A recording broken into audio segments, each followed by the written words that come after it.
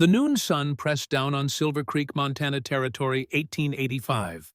Heat shimmered off the weathered gravestones in the small cemetery at the edge of town. A group of mourners stood in solemn silence, black clothing absorbing the merciless rays as the preacher's words floated across the newly turned earth. Rebecca Mitchell stood rigid at the grave's edge, her face a pale mask beneath her black veil. Her slender fingers clutched a worn Bible knuckles white with tension. Beside her, 6-year-old Emma clung to her skirts, golden hair gleaming in the sunlight, while 4-year-old Joshua stood unnaturally still, his small face frozen in confusion. The preacher's final prayer hung in the air as the mourners began to disperse, offering whispered condolences that Rebecca barely registered. She remained fixed in place, staring at the simple wooden cross marking Daniel Mitchell's final resting place. The words carved into it seemed impossibly stark. Daniel Mitchell, 1850 to 1885, beloved husband and father. A shadow fell across the fresh grave. Mason Bradley, owner of the Silver Creek mine, stood before her in an expensive black suit that strained against his corpulent frame. His gray-streaked hair was slicked back under a fine hat, and his eyes, cold as the silver ore that had made him rich, assessed Rebecca with calculated indifference. "Mrs. Mitchell," he said, his voice carrying to the remaining mourners, "regrettable business, this accident, but life continues, as does commerce." He cleared his throat. "I'll need you to vacate the company house within the week. There's a new foreman arriving who'll require the accommodation." Rebecca's head snapped up, her blue eyes widening in disbelief. "A week? My husband is barely in the ground." Bradley's mouth twitched with impatience. "Your husband's employment with the mine ended with his death, Mrs. Mitchell. The house is company property." "Daniel gave 10 years to your mine," Rebecca said, her voice strengthening despite the hollow ache in her chest. "Surely you can grant us a little time to—" "The terms were clear in his contract," Bradley interrupted. "No special considerations can be made. Business is business." A few of the lingering mourners shifted uncomfortably. Among them, Rebecca recognized miners who had worked alongside Daniel, their faces weathered and expressions guarded. None dared speak against Bradley. "Where are we supposed to go?" Rebecca asked, one hand instinctively moving to rest on Joshua's shoulder. Bradley adjusted his silk tie with manicured fingers. "That's hardly my concern, Mrs. Mitchell. Perhaps if your husband hadn't been so vocal about these ridiculous notions of workers' rights and fair pay, he might have advanced to a position that would have provided better for you." His voice lowered. "Some might say his agitation contributed to the unfortunate circumstances of his death." The accusation hung in the air, sharp as a knife. Heat rose to Rebecca's face, not from the sun, but from a sudden white-hot fury. Before she could think, her hand lashed out, striking Bradley's fleshy cheek with a crack that silenced every whisper in the cemetery. Bradley's hand flew to his face, eyes bulging with shock and rage. "How dare you?" he sputtered. "How dare you?" Rebecca countered, her voice trembling but clear. "Slander my husband at his own grave." Bradley's face darkened to a dangerous purple. "You'll regret that, Mrs. Mitchell. You have until sundown, not a week, to remove yourselves from company property. After that, I'll have Sheriff Wyatt escort you out." He turned to the stunned onlookers. "Let this be a lesson in respecting one's betters." As Bradley stormed away, Rebecca felt the full weight of what she had done crash down upon her.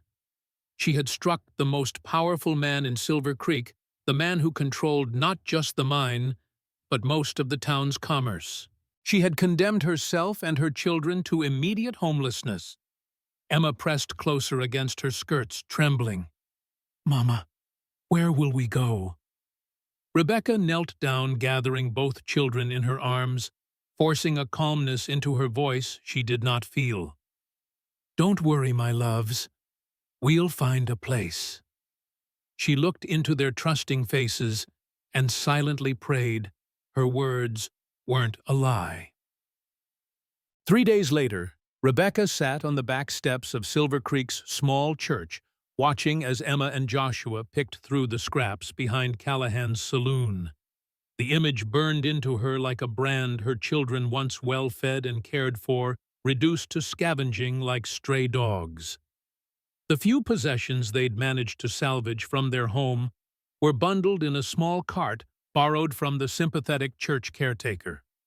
Most of the town had turned their backs on the Mitchells, some from fear of Bradley's retribution, others because they believed the rumors that Rebecca had driven Daniel to dangerous rebellion. Reverend Thompson had allowed them to sleep in the church vestibule, but his charity was clearly strained by Bradley's open disapproval.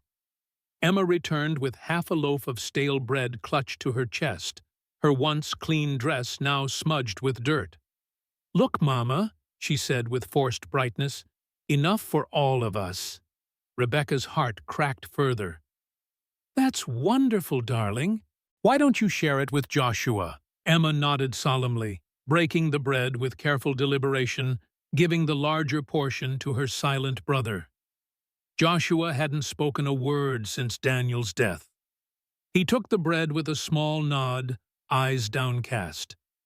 As the children ate, Rebecca noticed Sheriff Wyatt, approaching his lean frame, casting a long shadow in the late afternoon light. His badge gleamed against his dusty vest hand, resting casually on his holstered gun. "Mrs. Mitchell," he drawled, thumbs hooking into his belt. "Got some business to discuss." Rebecca stood positioning herself between the sheriff and her children. "What business would that be?" Sheriff Wyatt's thin lips curved in what might have been a smile. "Been receiving complaints about vagrants in town, particularly ones teaching their young'uns to steal." "We've stolen nothing," Rebecca said sharply. "Those are discarded scraps." "That's so," Wyatt scratched his chin. "Well, there's also the matter of proper care for those children. A woman alone, no means of support. Town council's concerned." Cold fear gripped Rebecca's spine. "What exactly are you implying?" "There's a home for orphans over in Helena. They take in children whose parents can't provide proper care." His eyes flicked to Emma and Joshua. "Might be the best place for them, all things considered." Rebecca's voice turned to ice. "My children are not orphans, Sheriff. They have a mother who is perfectly capable of caring for them." "Are you now?" Wyatt chuckled. "From where I'm standing, you can't even put a roof over their heads or food in their bellies. That's neglect in the eyes of the law." "The law?" Rebecca's laugh was bitter. "Or Mason Bradley's version of it." Wyatt's face hardened. "Careful, Mrs. Mitchell. You're already on thin ice. I'm giving you fair warning. Find a proper situation for yourself and these children by the end of the week, or I'll be forced to take action for their welfare." As Wyatt turned to leave, Rebecca's mind raced with panic. She had no family to turn to, no friends who dared defy Bradley by offering help. Her nursing skills from the war might earn her a position somewhere, but not quickly enough, and certainly not with 2 small children in tow. "Mama," Emma's small voice broke through her thoughts. "Are they going to take us away?" Rebecca knelt, gathering her children close. "No, my loves. I won't let that happen. Never." But even as she made the promise, she had no idea how she would keep it. From across the street, a tall figure observed the exchange. Gabriel Hayes stood in the shadow of the general store's awning, his face partially obscured by the brim of his hat. The scar that ran from his temple down his left cheek caught the fading light as he studied the desperate mother and her children. When Wyatt passed by, Gabriel stepped back further into the shadows, avoiding notice. The sheriff had made it his business to investigate any newcomers to Silver Creek, particularly those who kept to themselves, as Gabriel did. He had come to town only for supplies, preferring the isolation of his ranch 20 miles outside of town on the border between settled territory and Blackfoot land. As dusk fell, Gabriel observed Rebecca gathering her children and their meager belongings. He watched as she approached several businesses, only to be turned away at each door. Finally, she returned to the church steps, shoulders slumped in defeat. When she began preparing a makeshift bed from their few blankets, Gabriel made his decision. He crossed the street with deliberate steps, his presence causing Rebecca to look up sharply, one arm instinctively pulling Joshua behind her. Gabriel stopped at a respectful distance. Up close, Rebecca could see him more clearly, tall and broad-shouldered with weathered skin that spoke of years under the open sky. His gray-green eyes were steady beneath his hat brim, and the scar on his face pulled slightly at the corner of his mouth. Despite his intimidating appearance, there was something in his posture that communicated restraint rather than threat. "Ma'am," he said, his voice low and steady, "I couldn't help overhearing your predicament." Rebecca's eyes narrowed with suspicion. "And you are Gabriel Hayes. I have a ranch outside of town." He glanced at the children, noting Joshua's wary stare and Emma's curious gaze. "I need someone to help with the household. Position comes with room and board. For all of you." Rebecca stiffened. "I don't accept charity, Mr. Hayes." A hint of something, perhaps respect, flickered in Gabriel's eyes. "It's not charity, it's employment. I need help, you need work. Simple arrangement. Why would you offer a position to a stranger, a woman with 2 children who would be more burden than help?" Gabriel's gaze shifted briefly to Sheriff Wyatt, who was watching them from across the street. "I've need of someone with medical knowledge. Word is you were a nurse during the war." Rebecca hesitated. The offer seemed too convenient, too perfectly timed. Yet, what choice did she have? And my children? "The ranch has plenty of room. They'd be safe there." He paused. "Safer than here, at any rate." Emma tugged at her mother's skirt. "Please, Mama, I don't want the sheriff to take us away." Rebecca looked down at her daughter's pleading face, then to Joshua's silent, fearful one. She thought of Daniel, of what he would want her to do to protect their children. Pride was a luxury she could no longer afford. "When would we leave?" she asked finally. "Now," Gabriel replied. "I've a wagon ready. We can be well on our way before full dark." Rebecca took a deep breath. "Very well, Mr. Hayes. We accept your offer temporarily, until I can make other arrangements." Gabriel nodded once. "Get your things. I'll bring the wagon around." As he walked away, Rebecca knelt before her children. "We're going to stay at Mr. Hayes's ranch for a little while. It will be an adventure." "Is he a good man, Mama?" Emma whispered. Rebecca looked after Gabriel's retreating form. "I don't know, darling, but right now, he's our only chance." The wagon creaked along the dusty trail, carrying them away from Silver Creek and into the gathering darkness. Rebecca sat rigid beside Gabriel on the driver's bench, the children huddled among their few possessions in the back. The rhythmic clip-clop of the horses' hooves was the only sound for miles, neither adult inclined to break the silence. Rebecca studied Gabriel's profile surreptitiously. In the fading light, his scar was less prominent, but the stern set of his jaw and the watchful alertness in his posture told her this was a man accustomed to hardship and wariness. His hands, steady on the reins, bore the calluses of hard work, yet handled the horses with surprising gentleness. "How far is your ranch?" she finally asked, unable to bear the silence any longer. "About 4 hours' ride," Gabriel replied.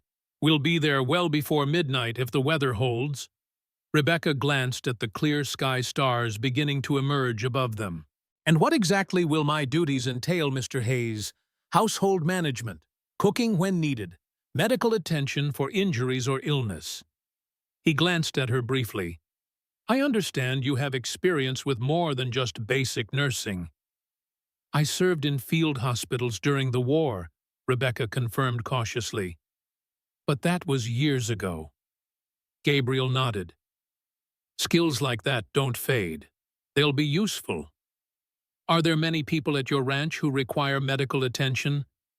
A slight pause. "Enough." Rebecca frowned at his reticence but decided not to press. Instead, she looked back at her children. Emma had finally dozed off her head, resting against a bundled blanket. Joshua remained awake, his dark eyes reflecting starlight as he stared up at the vast Montana sky. "Your boy doesn't speak," Gabriel observed quietly. Rebecca stiffened. "He hasn't since his father died." Gabriel nodded as if this explanation was sufficient. The mind protects itself how it can. Before Rebecca could respond, he pulled sharply on the reins, bringing the wagon to a halt. His posture had changed, tension evident in every line of his body. "What is it?" Rebecca whispered, alarm rising in her throat. Gabriel raised a hand for silence, his eyes scanning the darkness ahead. Slowly, he reached beneath the seat and withdrew a rifle, the movement fluid and practiced. "Stay here," he murmured, passing the reins to her. "Keep the horses steady." He climbed down from the wagon with barely a sound rifle held ready, but not aimed. Rebecca's heart hammered in her chest as she watched him step forward into the darkness. She reached back to touch Emma's foot, reassuring herself that her children were still there, still safe. A voice called out from the darkness, speaking in a language Rebecca didn't recognize. Gabriel responded in the same tongue, his voice calm and respectful. From the shadows emerged 3 mounted men. In the starlight, Rebecca could make out their distinctive dress and the proud set of their shoulders. Blackfoot warriors, she realized with a jolt of fear. The newspapers in Silver Creek were full of warnings about Indian raids and the dangers of the territory's borders. Gabriel continued speaking in their language, gesturing occasionally toward the wagon. One of the warriors, clearly the leader, responded at length, his eyes flicking to Rebecca and the children. To her astonishment, Gabriel then extended his hand, which the leader clasped in what appeared to be a gesture of respect. More words were exchanged, and then, as suddenly as they had appeared, the warriors melted back into the darkness. Gabriel returned to the wagon, storing the rifle back beneath the seat. "We can continue now," he said, taking the reins. "Those were Blackfoot warriors," Rebecca said, unable to keep the tremor from her voice. "Yes." Gabriel clicked to the horses, setting them in motion again. "You speak their language." Gabriel glanced at her. "It's useful to speak with your neighbors." "Most settlers wouldn't consider the Blackfoot neighbors. Most settlers are fools," he replied simply. Rebecca studied him with new eyes. "They let us pass without trouble. They seem to respect you." Gabriel was silent for a long moment. "I've earned a measure of trust, not easily given, nor should it be. Are we near their territory? My ranch borders their hunting grounds. We have an understanding." His tone suggested the subject was closed. Rebecca settled back, mind whirling with this new information. Gabriel Hayes was clearly not the typical Montana rancher. His ability to speak with the Blackfoot, the apparent respect between them, these were extraordinary in a time when most white settlers viewed the native tribes with fear and hostility. "You should rest," Gabriel said after a while. "It's still a long ride." Rebecca nodded, though she doubted sleep would come. She glanced back again at her children, finding Joshua's eyes still open, watching Gabriel with intense curiosity. For the first time since Daniel's death, her son's expression held something other than grief, or fear, a flicker of interest in the man who spoke to Indians as equals. As the wagon continued its journey under the vast Montana sky, Rebecca felt a strange sense of having crossed an invisible boundary. Behind them lay the familiar world of Silver Creek, with its rigid rules and Bradley's tyranny. Ahead lay something unknown, Gabriel Hayes's ranch, and whatever secrets it might hold. The first rays of dawn were breaking over the eastern mountains when the wagon finally crested a rise, revealing Gabriel's ranch spread out below them. Rebecca, who had dozed fitfully through the night, straightened with interest. The ranch sprawled across a sheltered valley nestled between rolling hills to the east and the distant silhouette of mountains to the west. A substantial log house formed the center with a barn corral and several outbuildings arranged around it.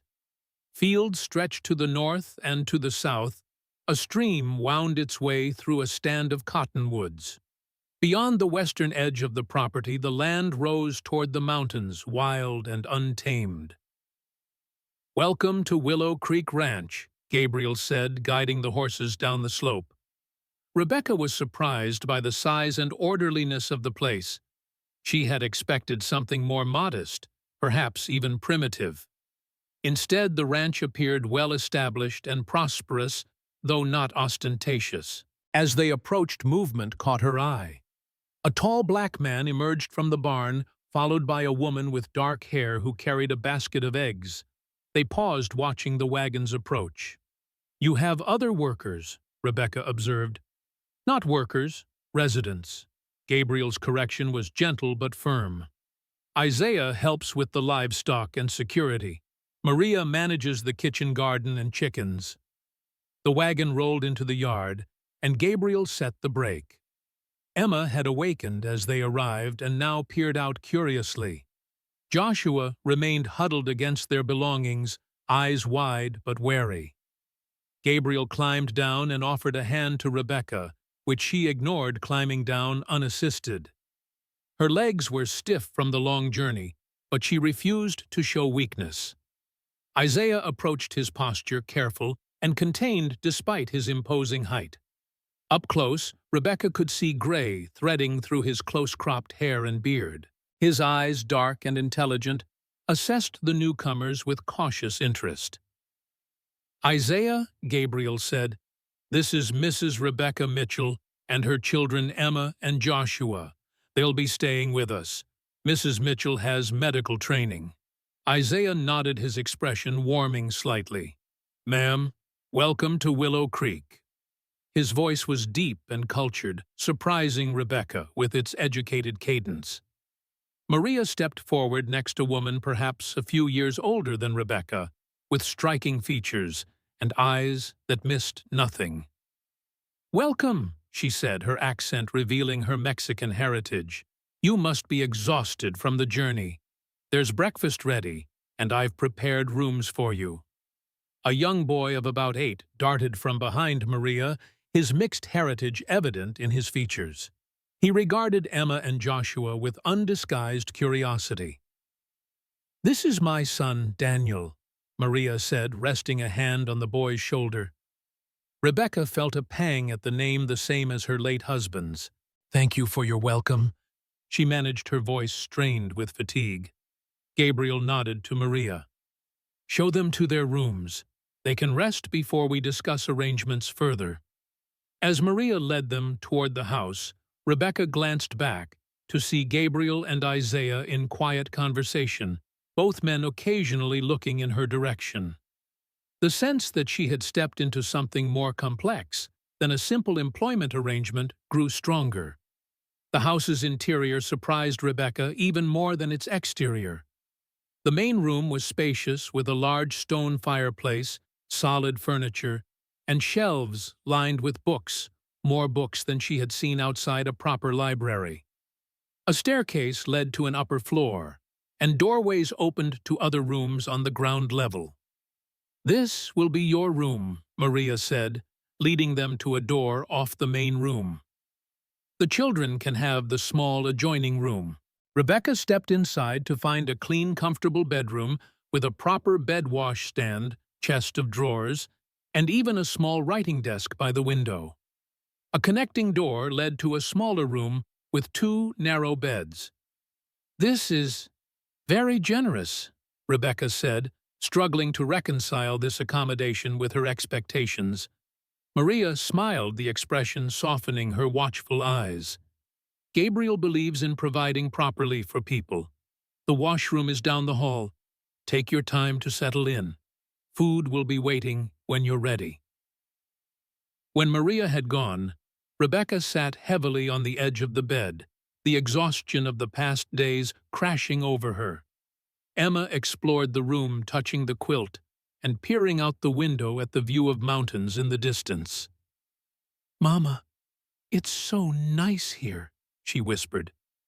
"Much nicer than I thought."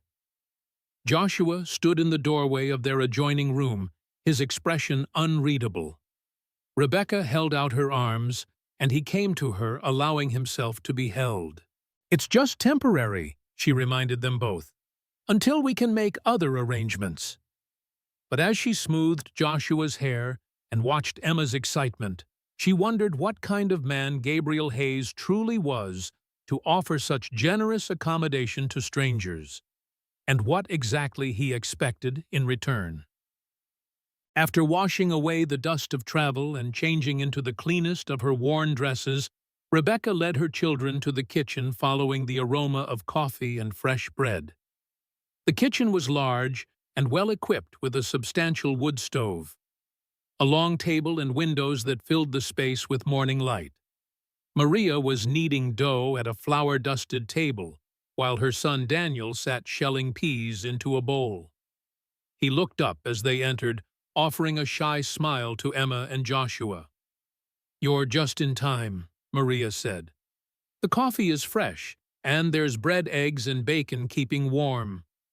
Rebecca hesitated in the doorway. "I should be helping with preparations, not being served." Maria wiped her hands on her apron.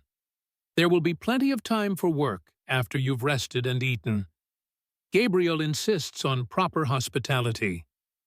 Reluctantly, Rebecca allowed herself and the children to be seated at the table. Maria set plates before them, the portions generous and aromatic. Emma fell to eating immediately, her hunger overcoming any hesitation. Joshua picked at his food, taking small, cautious bites. Rebecca had just taken her first sip of coffee, real coffee, not the weak chicory blend they'd been reduced to in their final days at Silver Creek, when Gabriel entered. He had changed his travel-worn clothes for clean ones, though they were simple and practical. The morning light emphasized the silver threading through his dark hair at the temples and the weathered lines around his eyes. "I trust you found your accommodation satisfactory," he said, pouring himself coffee. "More than satisfactory," Rebecca replied carefully. "Far more generous than I expected for hired help." Gabriel sat across from her. "Everyone at Willow Creek has proper quarters. Dignity matters. And how many others live here besides Isaiah and Maria's family?" "Just us for now," Gabriel replied. "Though we occasionally have visitors who need temporary sanctuary." Rebecca's curiosity deepened. "Sanctuary? From what?" Gabriel studied her over his coffee cup. "The world can be hostile to certain people, Mrs. Mitchell, as you've recently discovered." The reference to her own predicament was clear. Rebecca felt a flash of indignation at being compared to whatever unfortunates Gabriel might take in, but she couldn't deny the parallel. She, too, had needed sanctuary from Bradley's vindictiveness. "Once you've rested," Gabriel continued, "we can discuss your duties in more detail. For now, know that you and your children are safe here." "Temporarily," Rebecca insisted. A ghost of a smile touched Gabriel's lips. "Of course." The kitchen door opened again, and Isaiah entered, removing his hat as he crossed the threshold. "Fence lines secure," he reported to Gabriel. "No sign of disturbance." Gabriel nodded. "Good. Any word from Running Wolf? Nothing new.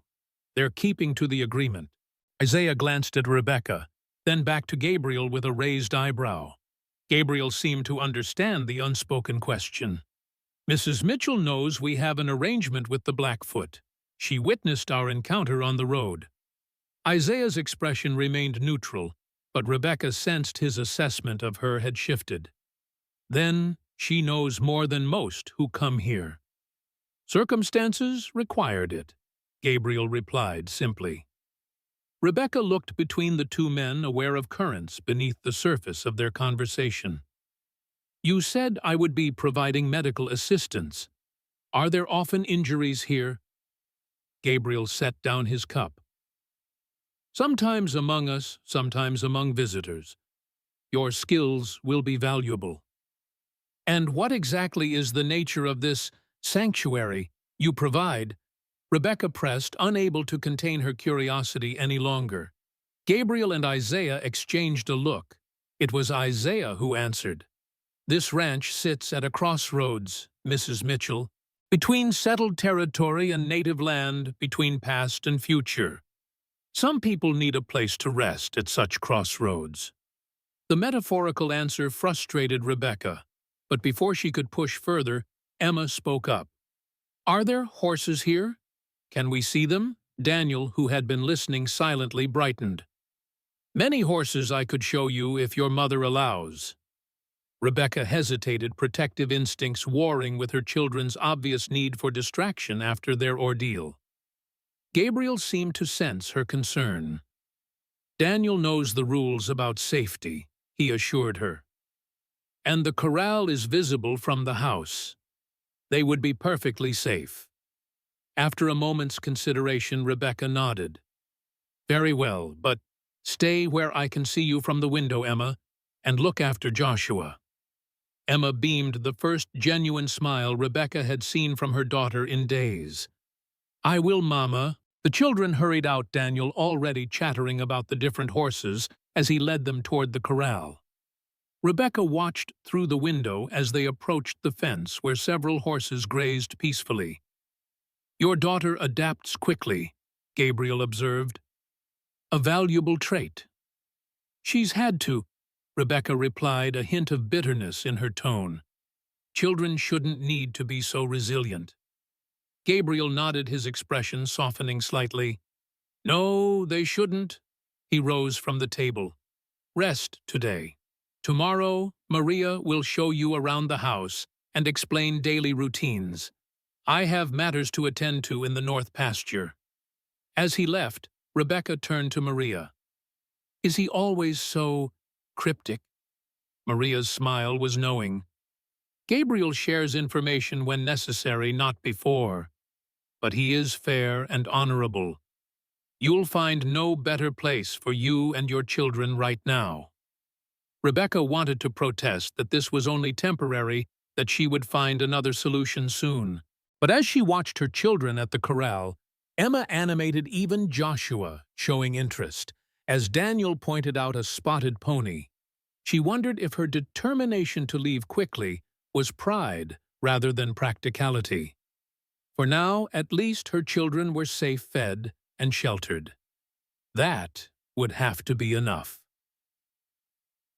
The next week passed in a blur of adjustment as Rebecca and her children settled into life at Willow Creek Ranch. True to his word, Gabriel had Maria show Rebecca the household routines, which proved less demanding than she had anticipated. The work was shared among all the residents, with each person contributing according to their abilities. Rebecca's medical skills were put to use almost immediately when Isaiah returned from checking fence lines with a deep cut on his arm. As she cleaned and stitched the wound in the kitchen, she was aware of Gabriel observing from the doorway. Your technique is excellent, he commented when she had finished. Military training shows. Rebecca tied off the last bandage. Field hospitals teach efficiency, though I prefer having proper supplies to boiled rags and whiskey. I've stocked medical supplies for years, Gabriel said. Never had someone who truly knew how to use them, though. Isaiah flexed his bandaged arm carefully. The doc in town would have made a mess of this. Thank you, Mrs. Mitchell. As the days passed, Rebecca began to piece together more about Willow Creek's unusual household. Isaiah, she learned, had been a slave in Virginia before the war, then fought for the Union. He spoke little of his past between the war's end and his arrival at Willow Creek 3 years ago, but his occasional nightmares, which Rebecca overheard from her room, suggested that time had not been peaceful. Maria had fled Mexico with her son after her husband's murder by a wealthy landowner who had coveted their small farm. She had been at Willow Creek for 2 years, her cooking skills transforming simple ingredients into flavorful meals that reminded her of home. Gabriel himself remained the greatest mystery. He was frequently absent during daylight hours, riding out to check on cattle or inspect the property's borders. When present, he was courteous but reserved, answering direct questions but volunteering little. Rebecca noticed he read extensively in the evenings, often making notes in a journal that he kept close. The children, meanwhile, thrived in the open spaces and regular routine. Emma quickly became friends with Daniel, following him around as he completed his chores and learning about the ranch animals. Joshua remained silent, but Rebecca noticed him watching Gabriel with intense curiosity, especially when the rancher worked with the horses. One evening, about 10 days after their arrival, Rebecca found herself alone with Gabriel on the front porch. The summer twilight stretched long, painting the distant mountains in purple and gold. From inside came the sound of Maria teaching Emma a Spanish lullaby, while the boys played a quiet game of checkers. "Your children are settling in well," Gabriel observed, his voice breaking the comfortable silence. Rebecca nodded. "They needed stability. After everything. And you?" Gabriel glanced at her. "Are you settling in?" "I'm grateful for the sanctuary," she admitted. "But I haven't forgotten this is temporary." Gabriel turned his gaze back to the mountains. "Of course?" A question that had been gnawing at Rebecca finally escaped. "Why did you really bring us here, Mr. Hayes? The truth, please." Gabriel was silent for so long that Rebecca thought he might not answer. Finally, he spoke, his voice low and measured. "I was in Silver Creek that day for supplies. I saw what Bradley did to you at the funeral, heard about your situation." He paused. "I've seen what happens to people crushed under the boot of men like him. I couldn't stand by and watch it happen again." Simple compassion, then. Rebecca couldn't keep the skepticism from her voice. Gabriel's eyes, when they met hers, held an intensity that made her breath catch.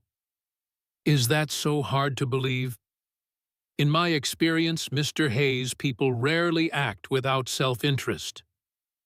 "Then perhaps it serves my interest to thwart men like Bradley when I can." A hint of a smile touched his lips. "Consider it a personal indulgence." Rebecca studied him, sensing there was more he wasn't saying. "You've created something unusual here. A black man, a Mexican woman and her son, now a widow and her children. Most ranchers want strong young men for labor, not refugees." "I'm not most ranchers."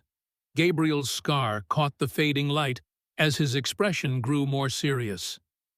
"Willow Creek isn't just a cattle operation, it's—" he seemed to search for the right words, "a place where people can rebuild."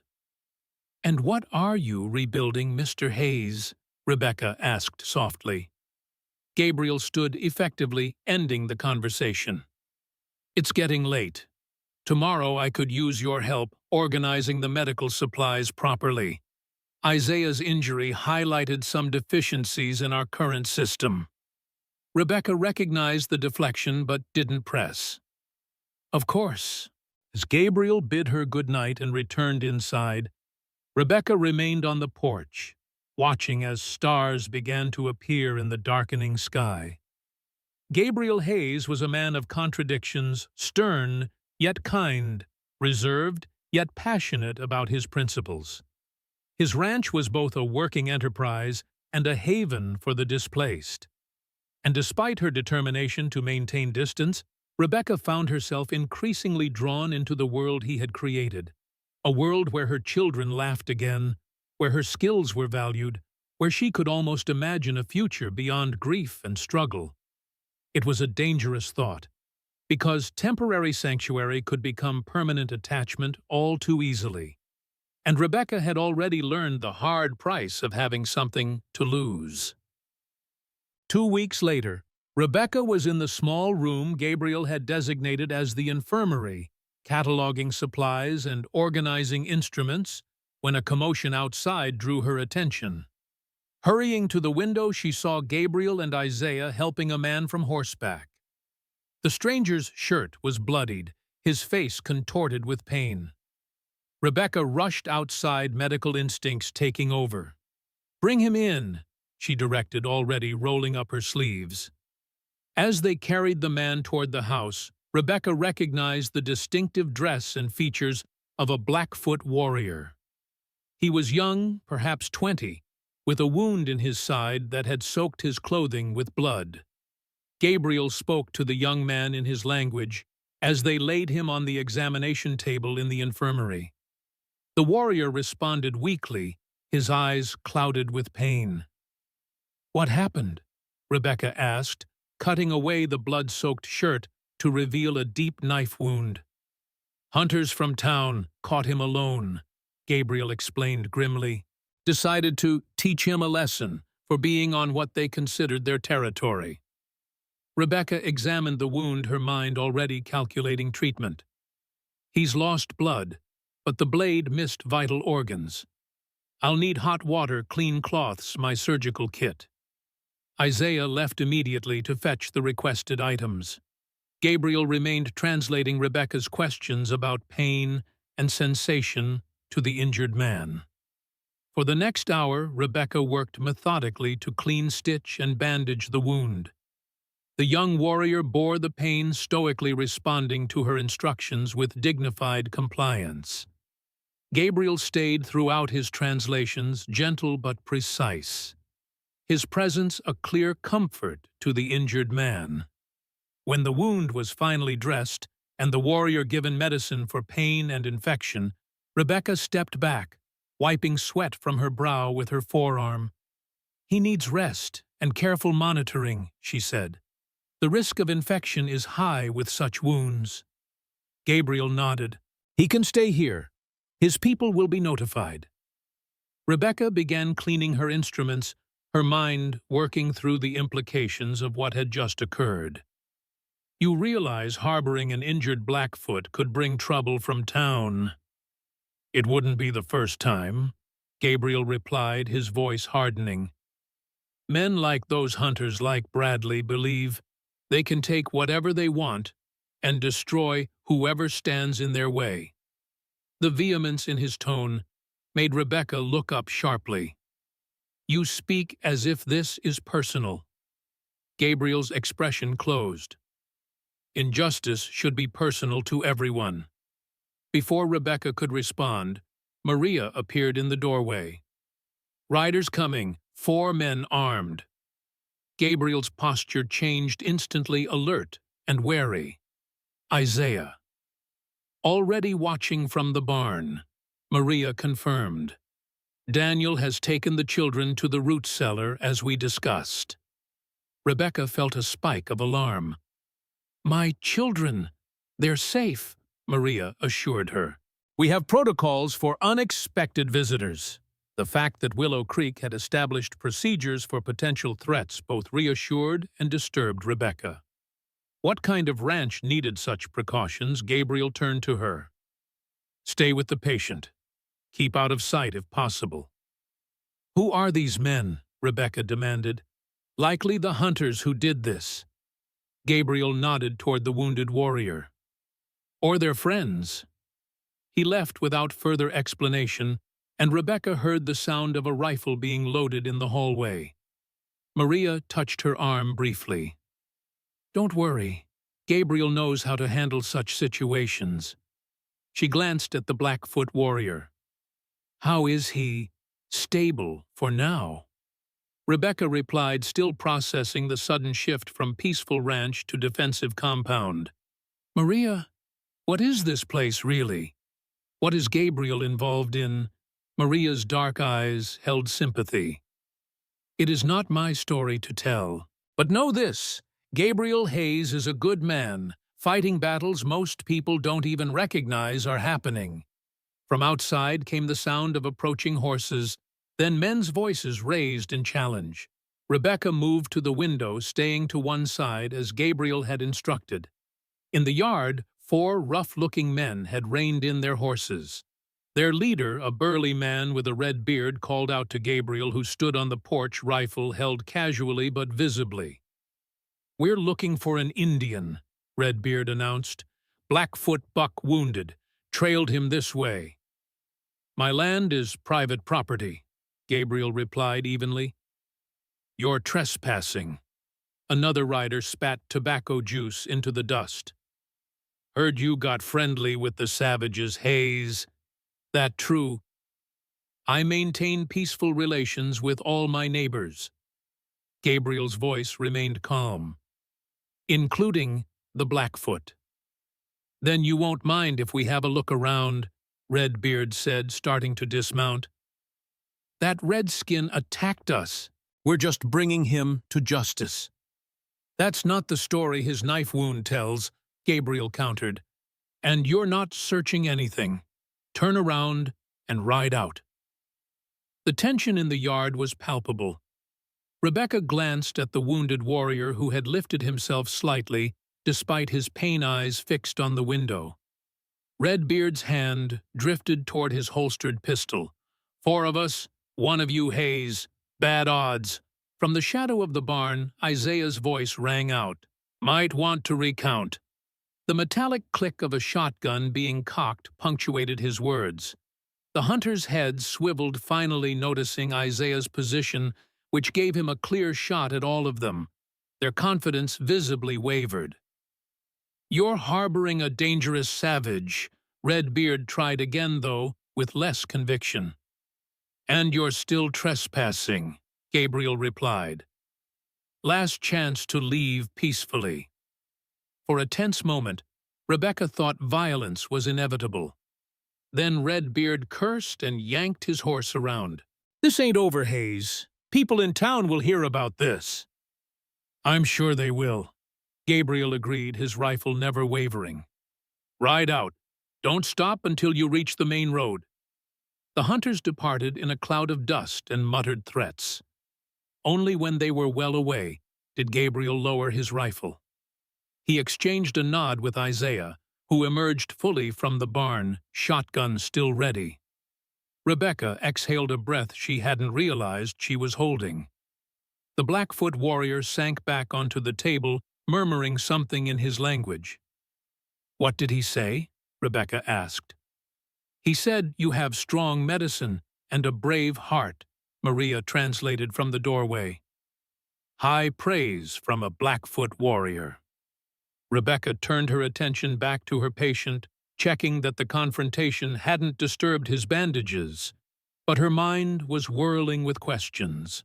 Gabriel's willingness to stand against 4 armed men to protect a wounded Blackfoot spoke of convictions that went far beyond the usual codes of Western hospitality. And the practiced way everyone at Willow Creek had responded to the threat suggested this was not the first time they had faced danger together.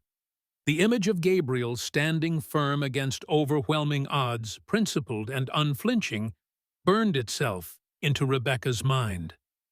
It reminded her painfully of Daniel in his final days, standing up to Bradley, despite the risks. But where Daniel had fallen, Gabriel had prevailed. For the first time since arriving at Willow Creek, Rebecca felt the foundations of her temporary existence shift. Whatever Gabriel Hayes was truly involved in, whatever Willow Creek really represented, It was far more significant than a simple ranch operation. And despite all her caution and determination to remain detached, Rebecca realized she wanted to understand it. Wanted, perhaps, to be part of it. The thought was as frightening as it was exhilarating. That evening, after the Blackfoot warrior had been moved to a bedroom to recover, and the children brought up from the root cellar, Rebecca found Gabriel in his study. It was a room she had glimpsed but never entered, filled with books, maps, and papers organized with military precision. She knocked on the open door, steeling herself for the conversation ahead. Gabriel looked up from a letter he was writing, his expression softening slightly at the sight of her. "How is our patient?" he asked. "Resting comfortably. The bleeding has stopped, and there's no sign of infection yet." Rebecca stepped into the room. "I'd like some answers, Mr. Hayes." Gabriel set down his pen and gestured to a chair across from his desk. Rebecca remained standing. "What is this place, really?" she asked directly. "Why do you have protocols for armed intruders? Why would you risk confrontation with those men to protect a Blackfoot warrior?" Gabriel studied her for a long moment, as if weighing how much to reveal. Finally he sighed and leaned back in his chair. "Willow Creek sits at a unique position geographically and politically," he began. "The border between settled territory and Blackfoot land runs through my property. Most ranchers would see that as a liability. I see it as an opportunity. An opportunity for what? To create a buffer zone. A place where conflicts can be resolved without violence, where dialogue can happen." Gabriel's eyes held an intensity that captured Rebecca's full attention. "The government's policies toward the native tribes are short-sighted and brutal. The settlers' fear and greed lead to atrocities. Someone needs to stand in the gap." Rebecca frowned. "And that someone is you, a single rancher. Sometimes one person in the right position can make a difference." Gabriel stood, moving to a map on the wall. "Running Wolf, the Blackfoot chief, and I have maintained a peace agreement for 5 years. They respect my boundaries. I respect theirs. And we both work to prevent conflicts between our people." "That's why they let us pass that night on the road," Rebecca realized. Gabriel nodded. "They know my wagon, my horses. They know I'm not a threat. And the young man who was attacked, Swift Elk, he's Running Wolf's nephew. He was hunting in the neutral territory we agreed upon when those men found him." Gabriel's jaw tightened. "They're the ones who crossed the boundary, not him." Rebecca slowly sank into the chair she had previously refused. "So Willow Creek is some kind of peace outpost?" "Among other things." Gabriel returned to his desk. "Isaiah, Maria, others who have stayed here, they all needed a place where they could be safe, where they could be treated with dignity. The same thing you and your children needed." The parallel struck Rebecca forcefully. "You take in strays," she said without the bitterness the words might have held days earlier. A faint smile touched Gabriel's lips. "I prefer to think of it as recognizing value others overlook." Rebecca considered his words, trying to reconcile this idealistic mission with the practical, sometimes stern rancher she had come to know. "It's dangerous what you're doing. Those hunters today, they could have opened fire." "They could have," Gabriel acknowledged. "But men like that are typically cowards at heart. They prey on the vulnerable, not on those who stand their ground." "Like Bradley," Rebecca murmured. "Exactly like Bradley." Gabriel's expression darkened. Men who build their power on others' suffering deserve to be opposed. The vehemence in his tone sparked Rebecca's curiosity again. "You seem to have personal experience with such men." Gabriel was silent for a moment, his fingers absently tracing the scar on his cheek. I've seen what they can do, in the war and after. He looked up at her. As have you, I suspect. Rebecca thought of Daniel, of his passionate belief in workers' rights, of the threats Bradley had made before the mine collapse that had killed him. Yes, she said softly. I have. A moment of understanding passed between them, a recognition of shared values that transcended their different circumstances. Will Swift Elk's people come for him? Rebecca asked, changing the subject. I sent word. They'll wait until he's strong enough to travel or until we can transport him safely. Gabriel hesitated.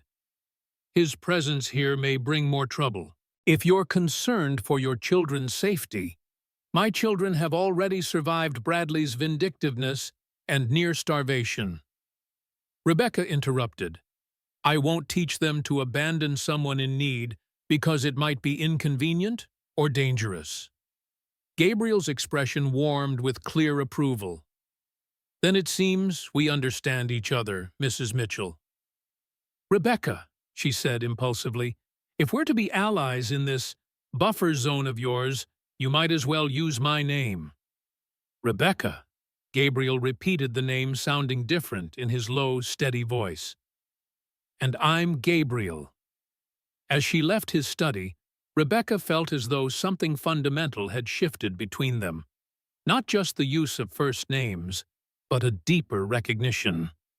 For the first time since Daniel's death, she had met someone who seemed to understand her completely, her principles, her strength, her fierce protectiveness of her children. And despite all her caution, despite her determination to keep this arrangement temporary, Rebecca found herself hoping that Gabriel Hayes might someday understand even more of her than that.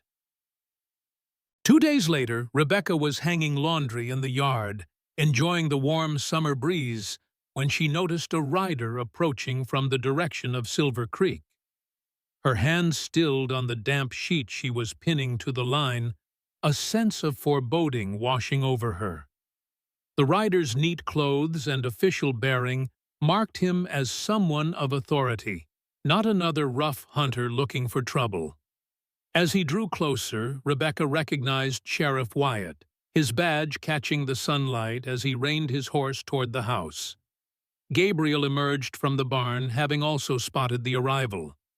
His posture was relaxed but watchful as he moved to intercept Wyatt in the yard.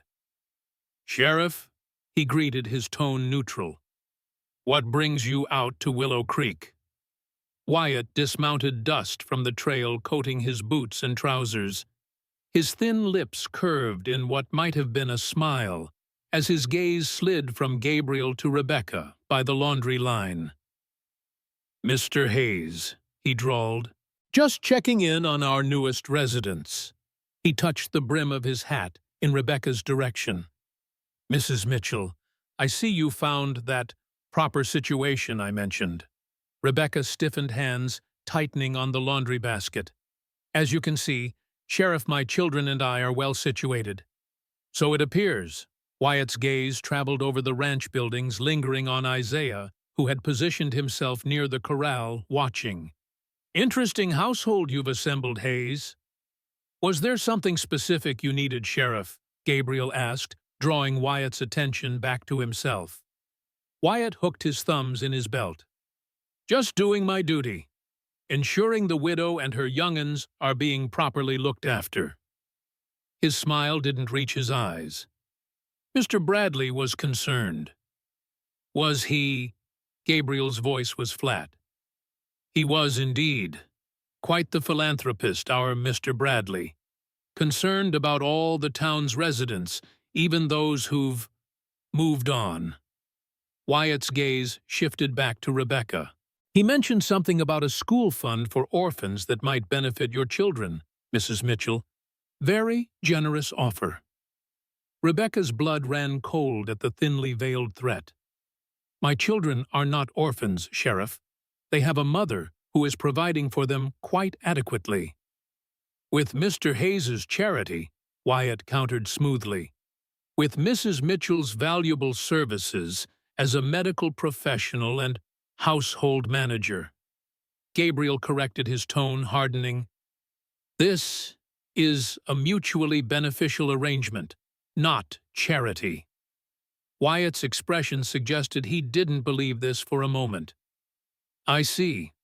And this arrangement includes housing certain other individuals as well. His gaze drifted pointedly toward Isaiah again. My hiring practices are my business, Sheriff, Gabriel replied. Now, if you've confirmed the Mitchells' welfare, I believe your official duties are complete. Wyatt didn't move.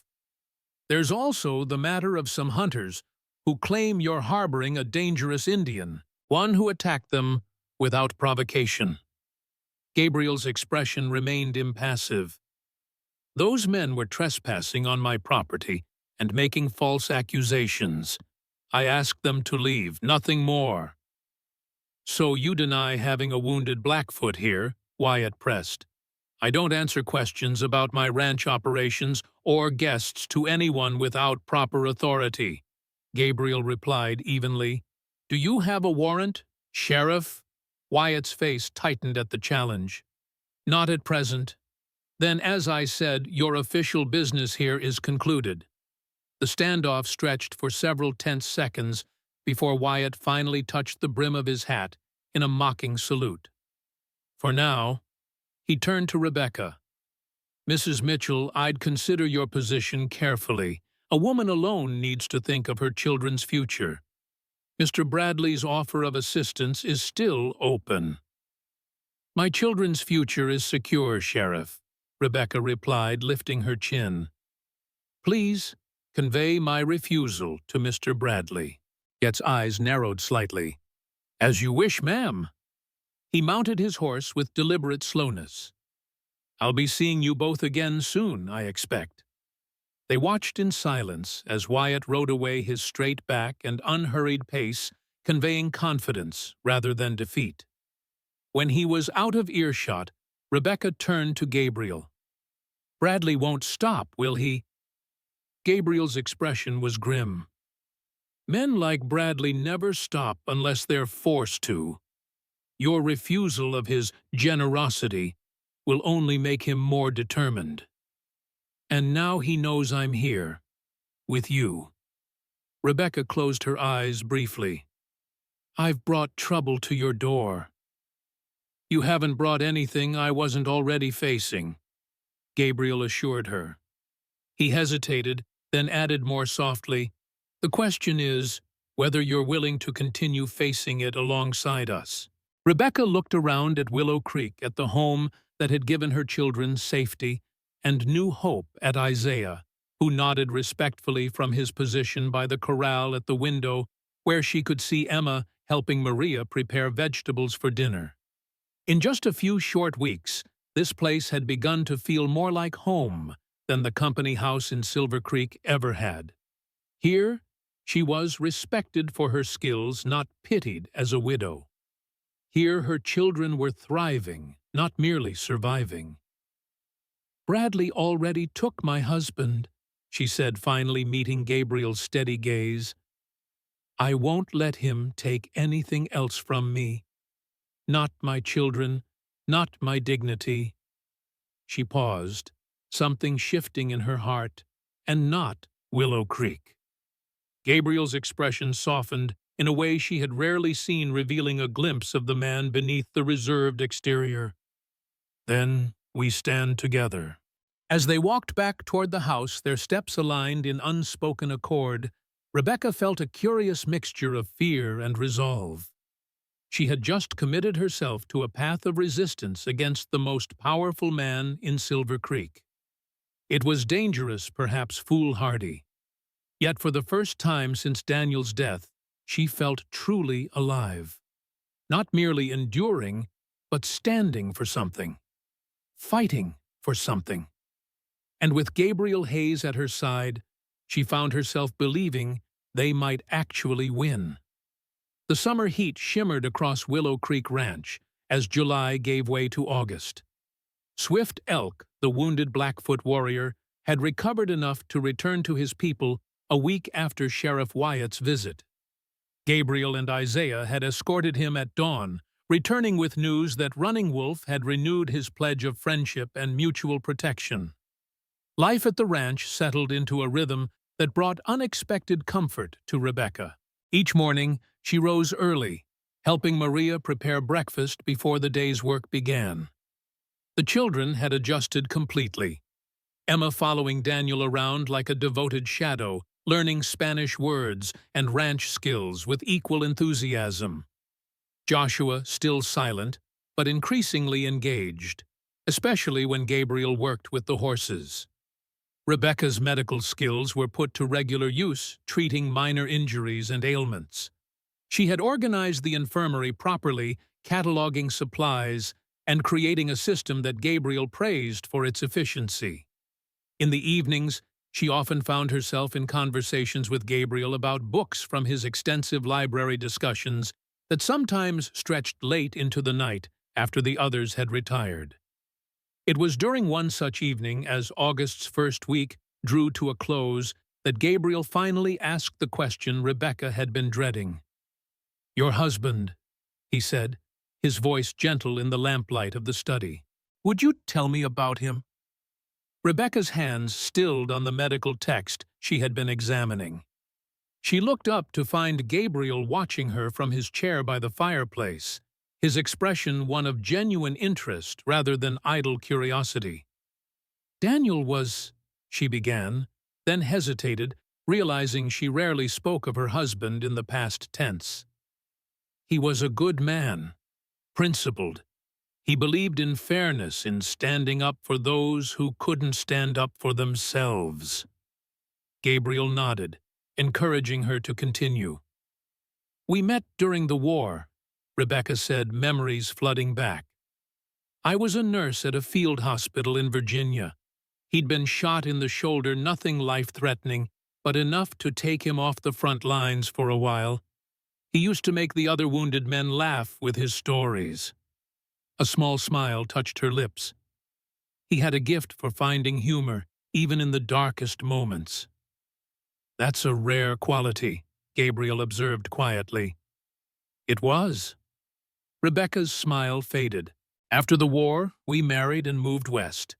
Daniel had dreams of having our own land someday, but we needed money first. The mine at Silver Creek was offering good wages and company housing. It seemed like the perfect opportunity to save toward our dream." She fell silent, remembering those early days in Silver Creek, the modest but comfortable company house, the community of mining families, the hopeful plans she and Daniel had made. "What happened?" Gabriel prompted gently. Rebecca's expression hardened. "Bradley happened. Over time, conditions at the mine deteriorated. Safety measures were ignored.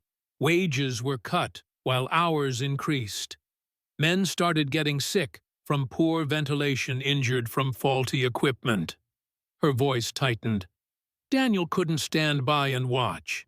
He organized the workers, tried to negotiate with Bradley for basic improvements. And Bradley refused." "Worse than refused," Rebecca said bitterly. "He targeted Daniel, assigned him the most dangerous sections, denied our family medical care when Emma fell ill." Her hands clenched in her lap.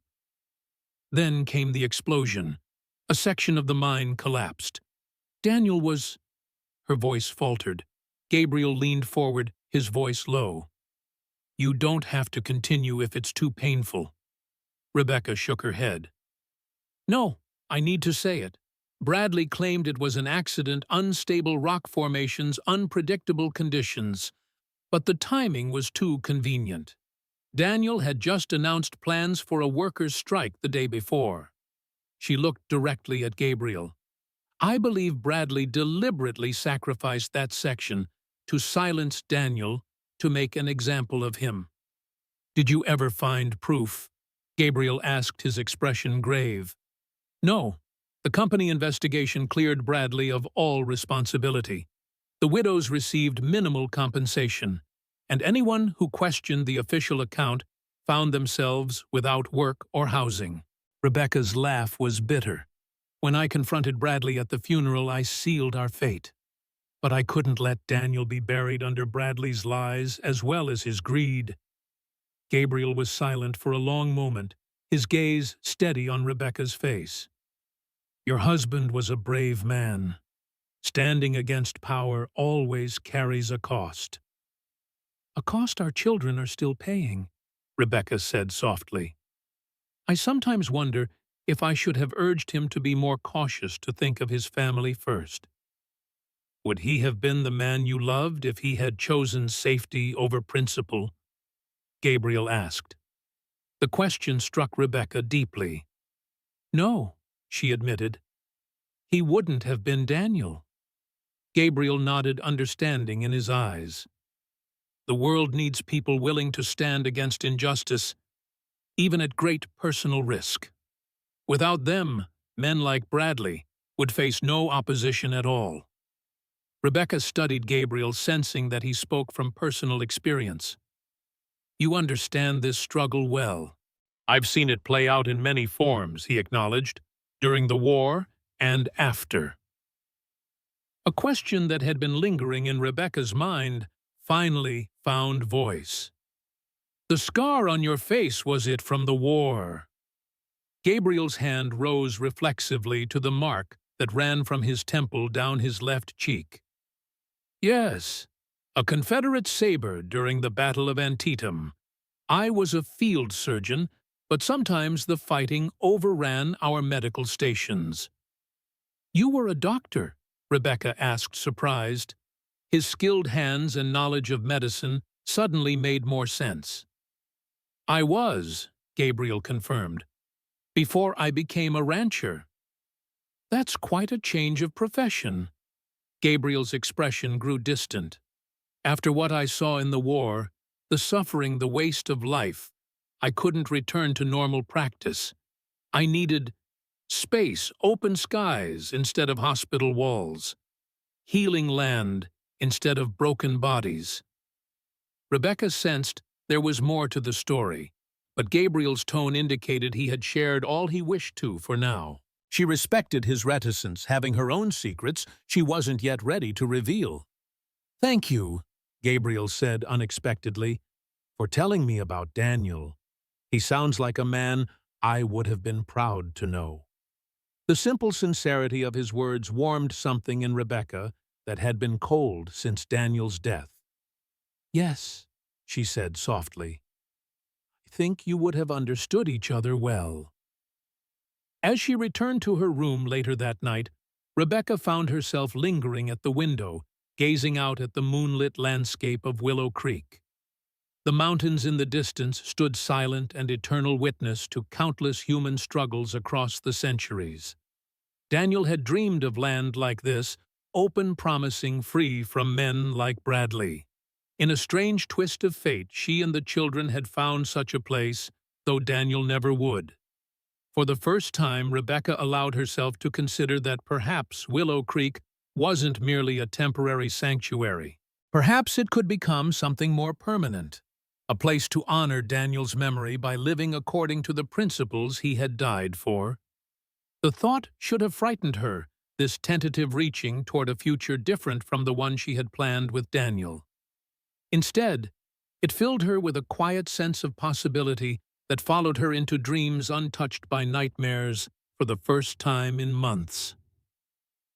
The next morning, Rebecca was helping Emma and Daniel collect eggs from the chicken coop when Maria called from the house, her voice urgent. Rebecca, come quickly.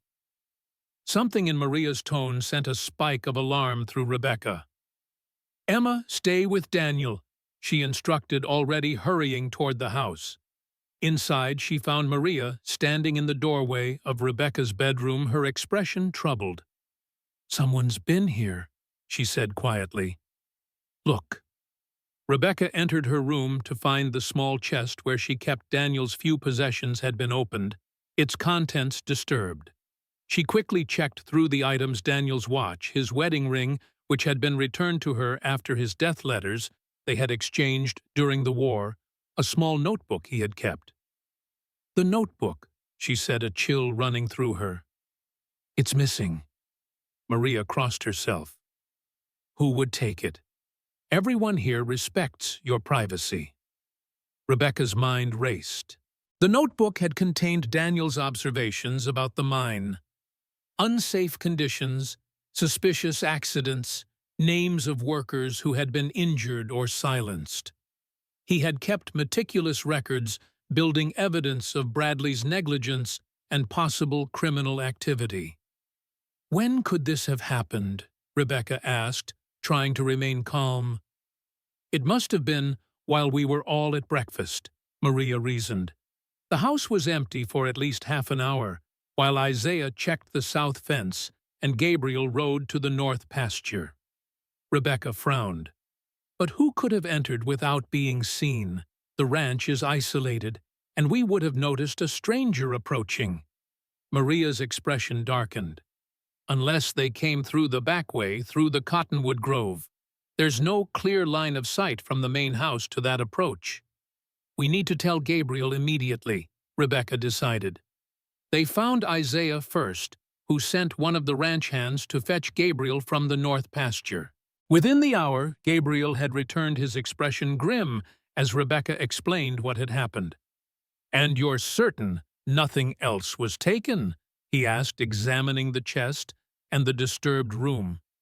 "Just the notebook," Rebecca confirmed. It contained Daniel's records about the mine safety violations, suspicious incidents, Bradley's threats. Gabriel's eyes narrowed. Evidence that could damage Bradley if it became public. Or if it reached the territorial authorities, Rebecca added. Daniel believed there was enough to prompt an official investigation, perhaps even criminal charges. "Which explains why Bradley would want it destroyed," Gabriel said. He turned to Isaiah. "Double the watches, especially along the eastern approach. If someone came in undetected, once they might try again." Isaiah nodded and left to arrange the increased security. Gabriel turned back to Rebecca, his expression softening slightly. "I'm sorry this happened. We've clearly underestimated Bradley's reach." Rebecca shook her head. "I should have been more careful with the notebook. I never imagined he would know about it, much less send someone to steal it." "Bradley has informants everywhere," Gabriel said. Perhaps someone from the mine remembered seeing Daniel writing in it. A disturbing thought occurred to Rebecca. What if he doesn't just want the evidence destroyed? What if he's looking for names? People Daniel confided in, witnesses who could still speak out. Then those people could be in danger, Gabriel acknowledged grimly. "Do you remember who was mentioned in the notebook?" Rebecca closed her eyes, trying to recall the contents. "Several miners who witnessed safety violations, a former foreman who was dismissed after questioning Bradley's orders, and—" Her eyes flew open. "James Turner. He was Daniel's closest friend at the mine.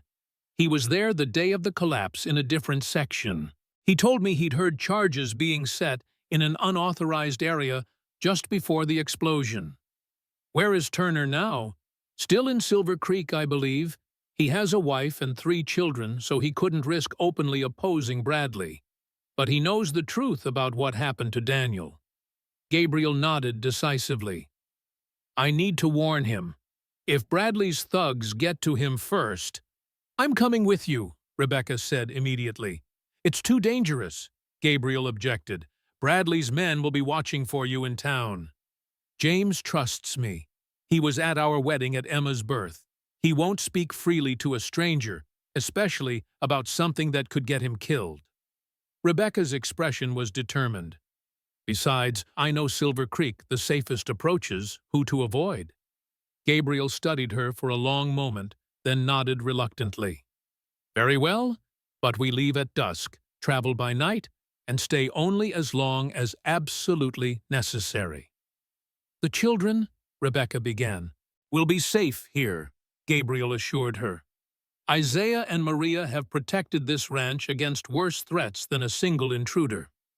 And with Swift Elk's recovery, we have the goodwill of the Blackfoot as well." Rebecca nodded, trusting his assessment. When do we leave? Pack only what's essential. We ride at sunset. The journey to Silver Creek was tense and silent. They traveled cross-country, rather than by the main road, Gabriel leading them through ravines and stands of trees that provided cover. The moon was a thin crescent, offering just enough light to navigate, but not enough to make them visible from a distance. Rebecca rode beside Gabriel, grateful for the sturdy mare he had selected for her. She wore men's clothing borrowed from Maria trousers, a loose shirt and a hat pulled low, both for ease of riding and as a rudimentary disguise. "James lives on the eastern edge of town," she whispered as they approached Silver Creek's outskirts. "A small cabin past the smithy. We can approach through the creek bed. It's dry this time of year and runs behind his property." Gabriel nodded, impressed by her tactical thinking. They left their horses tethered in a grove of cottonwoods and proceeded on foot, keeping to shadows and avoiding the occasional lamplight from town buildings. The Turner cabin was dark when they reached it, the hour being well past midnight. Rebecca led them to the back door, where she knocked softly in a distinctive pattern. After a moment, the door cracked open, revealing a slice of a bearded face. "Who's there?" came a cautious whisper. "James, it's Rebecca Mitchell," she replied quietly. The door opened wider, revealing a stocky man in his 30s, surprise evident on his weathered face. "Rebecca, my God, we thought you'd left the territory." "We need to speak with you," Rebecca said urgently. "It's about Daniel, about the mine." James's expression shifted immediately to wariness. He glanced past them into the darkness, then quickly ushered them inside, securing the door behind them. The cabin's interior was humble but neat, a single room with a curtained-off sleeping area where Rebecca could make out the forms of sleeping children. A woman emerged from behind the curtain, wrapping a shawl around her nightdress. "Rebecca," she whispered, shock and pleasure mingling in her voice. "Is it really you? Hello, Martha." Rebecca embraced the woman briefly. "I'm sorry to intrude at this hour. This is Gabriel Hayes. He's a friend." Gabriel nodded respectfully to the couple. "Forgive the intrusion, but this couldn't wait." James lit a small lamp, keeping the flame low. "What's happened? Why come back now?" Rebecca explained about the stolen notebook, watching James's face pale as she described its contents. "You think Bradley's men took it?" he asked, voice tight with fear. "We're certain of it," Gabriel replied. "And if Bradley learns you witnessed the unauthorized blasting before the collapse, he'll make sure I can't testify," James finished grimly. He ran a hand through his hair. "I've been careful, kept my head down. But lately there have been incidents. Tools missing, strange accidents in my section. Last week a support beam nearly crushed me, a beam I'd personally checked the day before." Martha placed a trembling hand on her husband's shoulder. "You think Bradley suspects?" "Or someone talked," James said. "The mine's rotten with Bradley's spies. You need to leave Silver Creek," Gabriel said bluntly. "Tonight, if possible. Tomorrow at the latest." James exchanged a look with his wife. "We've nowhere to go, no money saved. The company store ensures we're always in debt." "Willow Creek has room," Gabriel offered, "at least temporarily, until you can make other arrangements." Rebecca saw the same surprise on James's face that she had felt when Gabriel had made a similar offer to her family.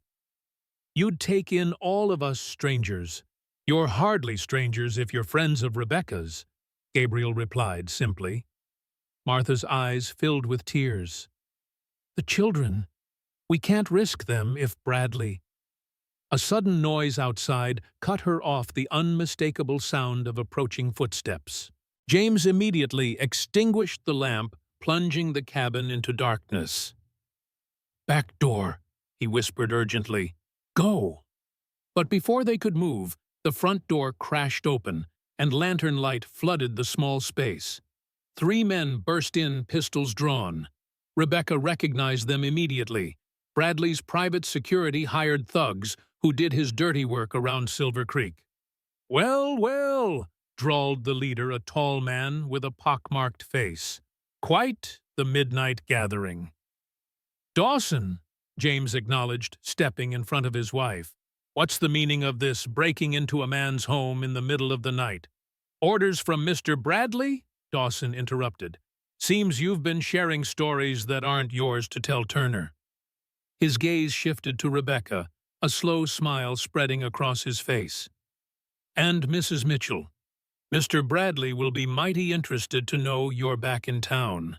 Gabriel had moved slightly to the side, positioning himself at an angle to the intruders, his posture relaxed but alert. Rebecca recognized the deliberate placement he was creating distance, giving himself room to maneuver if necessary. "Your business is with me," James said steadily. "Let the others go." Dawson laughed. "That's not how this works. Mr. Bradley wants all of you, especially her." He jerked his head toward Rebecca. "Seems you had something that belongs to him, ma'am. A little book of lies about the mine." "Not lies," Rebecca countered, her voice stronger than she felt. "Evidence of Bradley's crimes." "Crimes," Dawson mocked. "Accidents happen in mining. Dangerous work. Your husband should have known better than to cause trouble." Rebecca felt rage rising within her, but Gabriel's voice cut through before she could respond.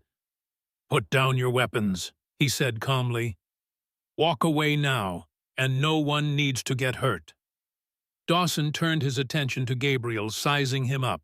"And who might you be, mister? Someone who knows that 3 against 1 is only good odds if the one isn't prepared." Gabriel's hand hadn't moved toward a weapon, but something in his stance made Dawson hesitate. The brief distraction was all James needed. With a sudden movement, he flung a nearby pot toward the lamp held by one of Dawson's men. The cabin plunged into darkness as the lamp shattered kerosene, igniting in a brief flash that disoriented the intruders. Chaos erupted. Rebecca heard the sounds of struggle, a pistol firing wildly, Martha screaming for her children. Someone grabbed Rebecca's arm.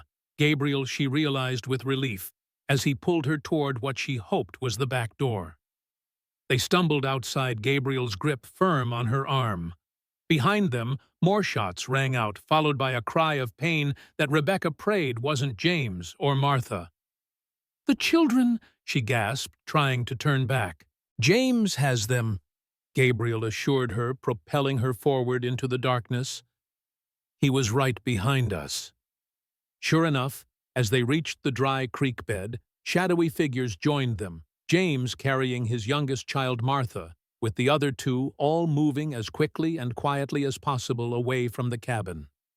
They reached the cottonwood grove where the horses waited, but Gabriel immediately signaled for silence. In the distance, they could hear shouts and the sounds of more men approaching from town. "They're bringing reinforcements," James whispered, his face pale in the faint moonlight. Blood trickled from a cut on his forehead.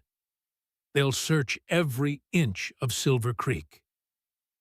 "Then we don't stay in Silver Creek," Gabriel decided. "Can the children ride?" "The older 2 can share a mount with us," Martha said. "I'll take the little one." Gabriel quickly arranged them, James and his oldest son on one horse, Martha and the youngest on another, their middle child riding with Rebecca. He took the lead position, guiding them not back toward Willow Creek, but south away from both the town and the ranch. "Where are we going?" Rebecca called softly as they rode. "Circle route," Gabriel replied over his shoulder. "We can't risk leading them directly back to Willow Creek. We'll use the river crossing at Dawn's Ford, then cut back north through Blackfoot territory." "Blackfoot territory," James repeated, alarm evident in his voice. "That's suicide." "Not if you're with me," Gabriel assured him. "We have an understanding with the Blackfoot. They'll let us pass safely, perhaps even provide protection if Bradley's men are foolish enough to follow." They rode through the night, the children remarkably stoic, despite their fear and exhaustion. Dawn was breaking when they reached the ford. Gabriel had mentioned a shallow crossing where the river widened and slowed. As they allowed the horses to drink, Gabriel examined James's head wound. "Clean cut," he determined. "Not serious, but we'll need to bandage it properly when we reach the ranch." "Those men," James said quietly, glancing at his family to ensure they couldn't overhear. "I've never seen Bradley's thugs so bold, breaking into a home, shooting without provocation." "Bradley's growing desperate," Gabriel observed. "The notebook must contain more damaging evidence than even Rebecca realized." "Or he's planning something big," James suggested. "Something he can't afford to have witnessed or recorded." Rebecca joined them, having settled the Turner children on a fallen log with some jerky from Gabriel's saddlebag. "What do you mean, something big?" James lowered his voice further. "There have been surveyors at the North Ridge, where the mine borders Hayes's land. Rumors about a new vein of silver, richer than anything they've found before." Gabriel's expression sharpened. "My land?" James nodded. "Bradley's been buying up every property he can around the North Ridge. But yours is the key piece. The ridge extends right into your grazing land. So that's why Wyatt was so interested in my arrangement with the Blackfoot," Gabriel muttered. "Bradley wants my land, and he's looking for any leverage he can find." "If there's silver under your property," Rebecca said slowly, "Bradley won't stop at legal means to get it." "No," Gabriel agreed grimly. "He won't." The implications hung heavy in the air between them. Bradley had already demonstrated his willingness to eliminate obstacles to his ambitions. Daniel had been one such obstacle. Now Gabriel, with his strategic land holdings and alliance with the Blackfoot, represented an even greater impediment to Bradley's expansion plans. "We should move," Gabriel said, finally scanning the horizon. "We still have a long ride through Blackfoot territory before we reach Willow Creek." As they mounted up again, Rebecca found herself studying Gabriel's profile in the early morning light. His expression was composed, but she could sense the tension beneath his calm exterior. Bradley's threat had just become personal for him as well. Their fates, it seemed, were increasingly intertwined, bound together by a common enemy and a shared determination to stand against his greed and cruelty. The realization should have frightened Rebecca, drawing her into another dangerous conflict so soon after Daniel's death. Instead, she felt a curious sense of purpose, of rightness. This wasn't just about survival anymore. It was about justice for Daniel, for James and his family, for the Blackfoot, whose lands were constantly under threat, and for all those who suffered under the boot of men like Mason Bradley. And fighting alongside Gabriel Hayes, Rebecca discovered, felt remarkably like coming home. The journey through Blackfoot territory proved less harrowing than James and Martha had feared. Twice, Blackfoot scouts approached their party, but each time Gabriel spoke with them in their language, explaining their situation. The scouts not only allowed them passage, but directed them to safer routes where Bradley's men would be unlikely to follow. It was late afternoon when they finally rode into Willow Creek Ranch. Isaiah met them in the yard, shotgun ready, until he recognized Gabriel and Rebecca. His expression registered surprise at the additional refugees, but shifted immediately to efficient action. "Maria's prepared food," he reported as they dismounted. "Emma and Joshua are helping Daniel with the evening chores. No sign of trouble here, though we've maintained double watches as instructed." Gabriel nodded his thanks. "The Turners will need accommodations. James is injured, though not severely. I'll show them to the east rooms. Isaiah offered, helping Martha down from her horse. "There's clean bedding and water for washing." As Isaiah led the exhausted Turner family toward the house, Gabriel turned to Rebecca. "You should rest too. It's been a long night." Rebecca shook her head. "I need to see my children first. Then we need to discuss what we've learned." Gabriel studied her face, noting the determination beneath the fatigue. "Very well. The children first, then my study in 1 hour." Emma and Joshua were overjoyed to see their mother rushing to embrace her when she found them in the barn with Daniel. Rebecca held them tightly, relief washing over her at having them safe in her arms again. "Were you brave while I was gone?" she asked, smoothing Emma's hair. Emma nodded enthusiastically. "We helped Daniel with the chickens and the garden, and Joshua rode the spotted pony." Rebecca looked at her son in surprise. Joshua's eyes held a spark of excitement she hadn't seen since before Daniel's death. He didn't speak, but he nodded confirmation, a small, proud smile touching his lips.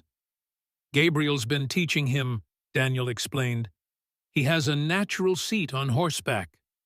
Rebecca felt a surge of gratitude toward Gabriel for this gift, drawing her silent son out of his shell through patience and shared activity. It was yet another debt she owed him, another thread binding her to Willow Creek and its unusual household. After ensuring the children were settled with Maria and meeting briefly with Martha to check on the Turner family, Rebecca made her way to Gabriel's study. She found him at his desk examining a large map of the territory with Isaiah. "The North Ridge," Gabriel was saying, pointing to an area where his property bordered the Silver Creek mine. "According to Turner, that's where Bradley's surveyors have been concentrating their efforts." Isaiah nodded grimly. "If there's silver there, it won't matter to Bradley that it's your land. He'll find a way to take it, legal or otherwise." "He already has," Rebecca said, entering the room. Both men looked up. The notebook. It contained more than just evidence about unsafe conditions and Daniel's death. It had survey maps, geological reports that one of the engineers had shared with Daniel. Gabriel straightened. "What kind of reports?" "Indicating that the richest veins of silver likely extend northwest directly under your grazing land and possibly further into Blackfoot territory." Rebecca approached the map, her finger tracing the ridgeline. Daniel believed Bradley had known this for years, but kept it quiet while he maneuvered to acquire the surrounding properties cheaply. Isaiah whistled softly. "No wonder Bradley's so interested in this place.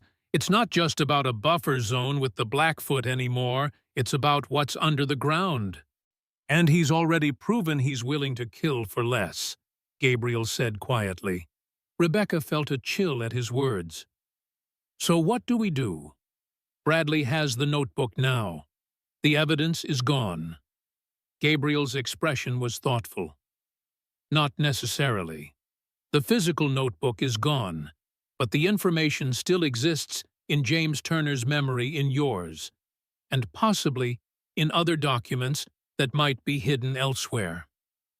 There might be official copies of those geological surveys," Isaiah suggested, "filed with the territorial government or the mining commission." "And there's still the matter of Daniel's death," Gabriel added. "If we could prove it was deliberate, not an accident." Rebecca stared at the map, memories stirring. There was a foreman, Patrick Sullivan. He was dismissed shortly after the collapse. Daniel wrote that Sullivan had objected to the placement of charges in that section, said it was too close to a known fault line. "Do you know where Sullivan is now?" Gabriel asked. Rebecca shook her head. "He left Silver Creek. Bradley made sure he couldn't find work in any of the nearby mines.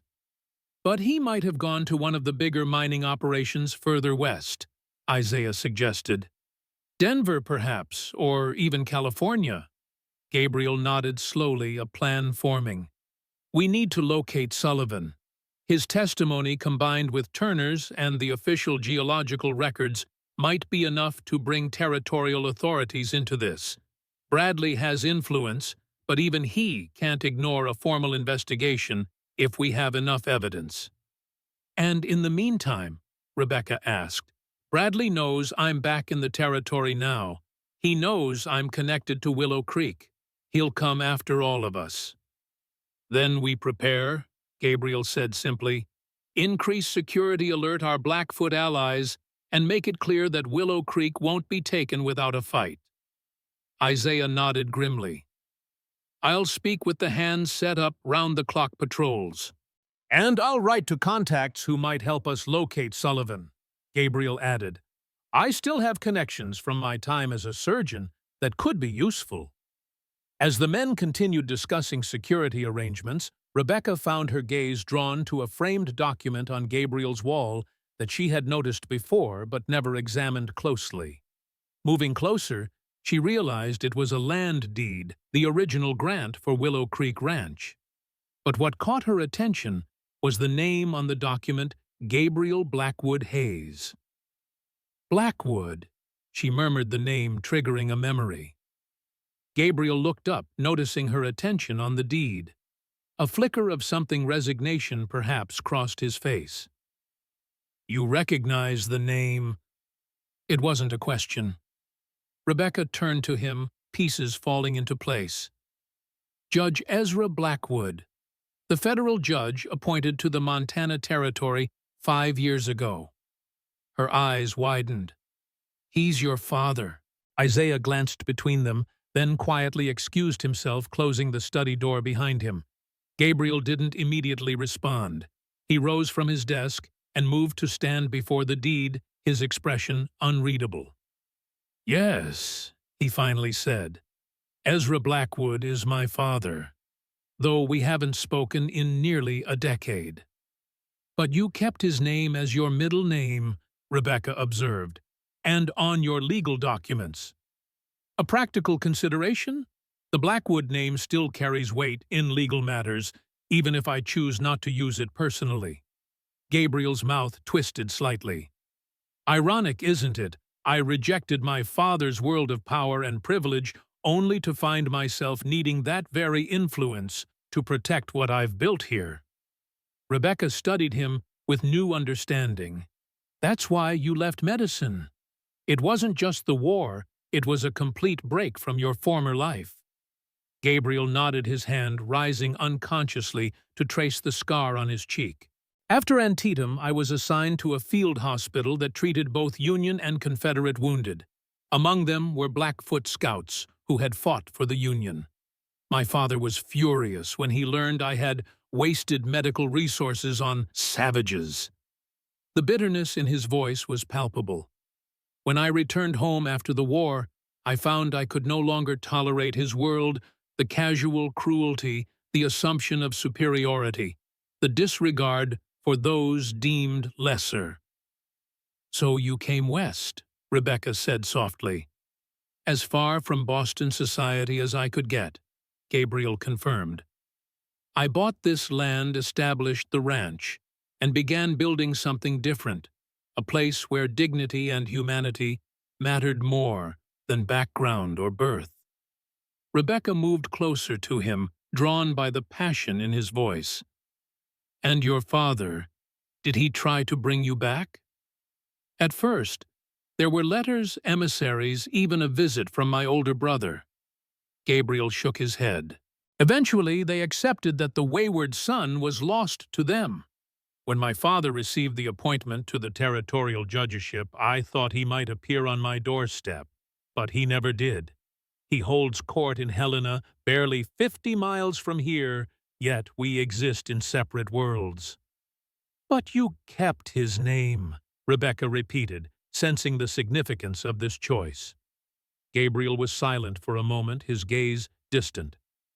Perhaps some part of me still hopes for reconciliation, not a return to his world, but his recognition of the value in mine. He shook his head slightly. A foolish sentiment. Not foolish, Rebecca said gently. Human. Their eyes met, and Rebecca felt a current of understanding pass between them. Gabriel had revealed a vulnerability a complexity to his character that went beyond the stoic rancher he presented to the world. In doing so, he had given her a gift trust.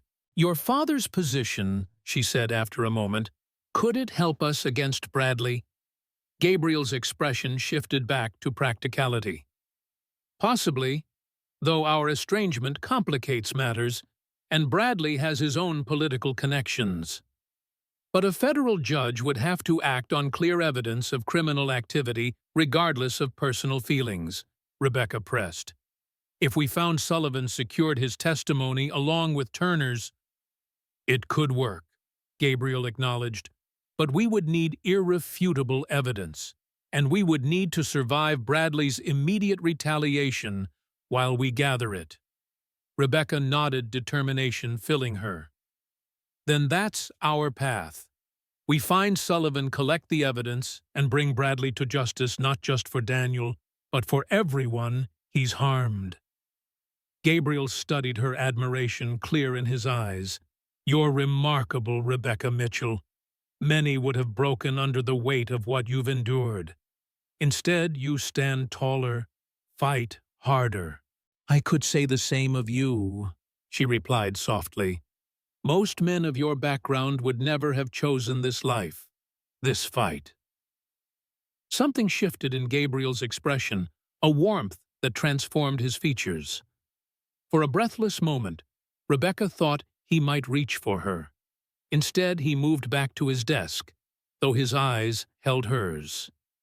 "We should join the others," he said.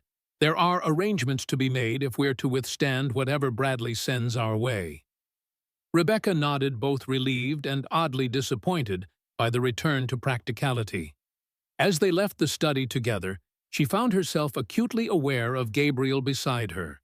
His steady presence, his principled strength, the complexity beneath his reserved exterior. In the days ahead, they would face danger and uncertainty. Bradley's vengeance would not be easily thwarted. But for the first time since Daniel's death, Rebecca felt truly alive, engaged in a purpose larger than mere survival, alongside people whose values aligned with her own. And if her growing feelings for Gabriel complicated matters, well, that was a challenge she would face when the time came. For now, there was work to be done, justice to be sought, and a home to defend. The next week at Willow Creek passed in a flurry of preparation. Gabriel sent riders to trusted contacts who might help locate Patrick Sullivan. Isaiah organized the ranch hands into a defensive force, establishing regular patrols and lookout positions. Maria ensured food stores were stocked in case they needed to withstand a prolonged siege. James Turner recovered from his head wound and quickly proved his worth, his mining experience providing valuable insights into Bradley's likely strategies. His family settled into the rhythm of ranch life, their children forming fast friendships with Emma, Joshua, and Daniel. Rebecca divided her time between caring for the children, organizing medical supplies, and working with Gabriel to document everything she and James could remember from Daniel's notebook. In the evenings, they often sat together in his study, piecing together the puzzle of Bradley's operations and plotting their next moves. It was during one such evening, as August's second week drew to a close, that a rider approached Willow Creek at dusk. Isaiah spotted him first, alerting Gabriel and Rebecca as they worked in the study. "Single rider," Isaiah reported. "Coming from the east, moving slow. Doesn't look like one of Bradley's men." Gabriel checked his revolver before heading to the porch, Rebecca and Isaiah flanking him.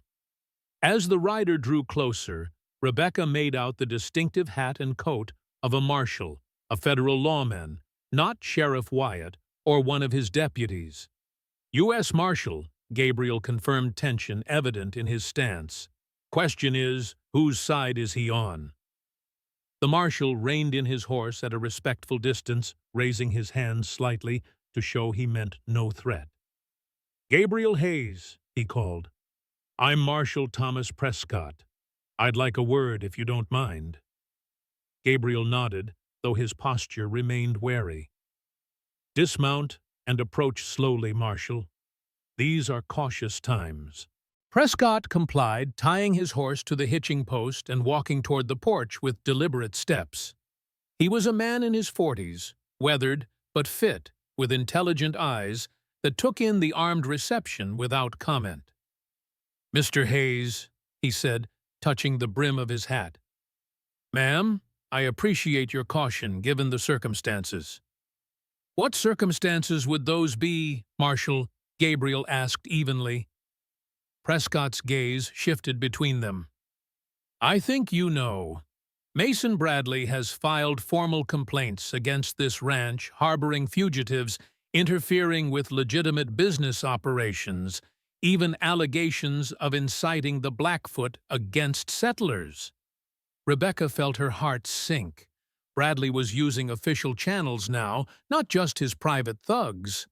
"All false accusations," Gabriel replied calmly, "though I'm curious why a U.S. Marshal is involving himself in what should be local matters."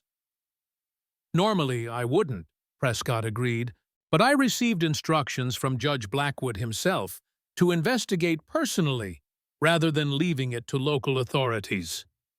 Rebecca exchanged a startled glance with Gabriel. His father had intervened. "May I come inside, Mr. Hayes?" Prescott asked.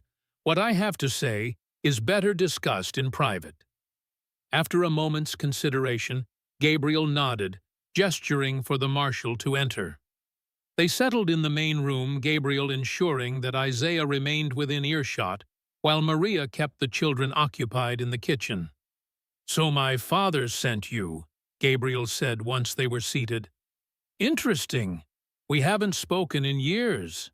Prescott nodded. "He mentioned that. He also mentioned that despite your differences, he has never doubted your integrity." Gabriel's eyebrows rose slightly, the only indication of his surprise. "Did he?" "Judge Blackwood received a visit from Bradley 2 days ago," Prescott continued. "Bradley was seeking federal support for his expansion plans and for action against what he termed renegade elements interfering with development." The marshal's mouth quirked slightly. The judge was not receptive.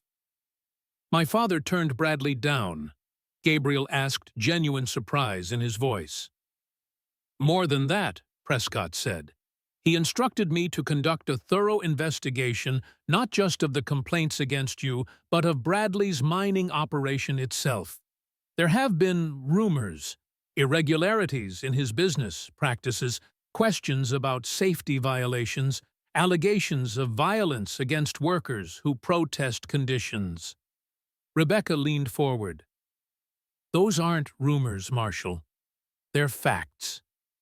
My husband, Daniel Mitchell, was killed in Bradley's mine last year, not in an accident, but in a deliberate collapse designed to silence his organizing efforts." Prescott turned his attention to her. "You have evidence of this." "We did." Rebecca explained about Daniel's notebook and its theft.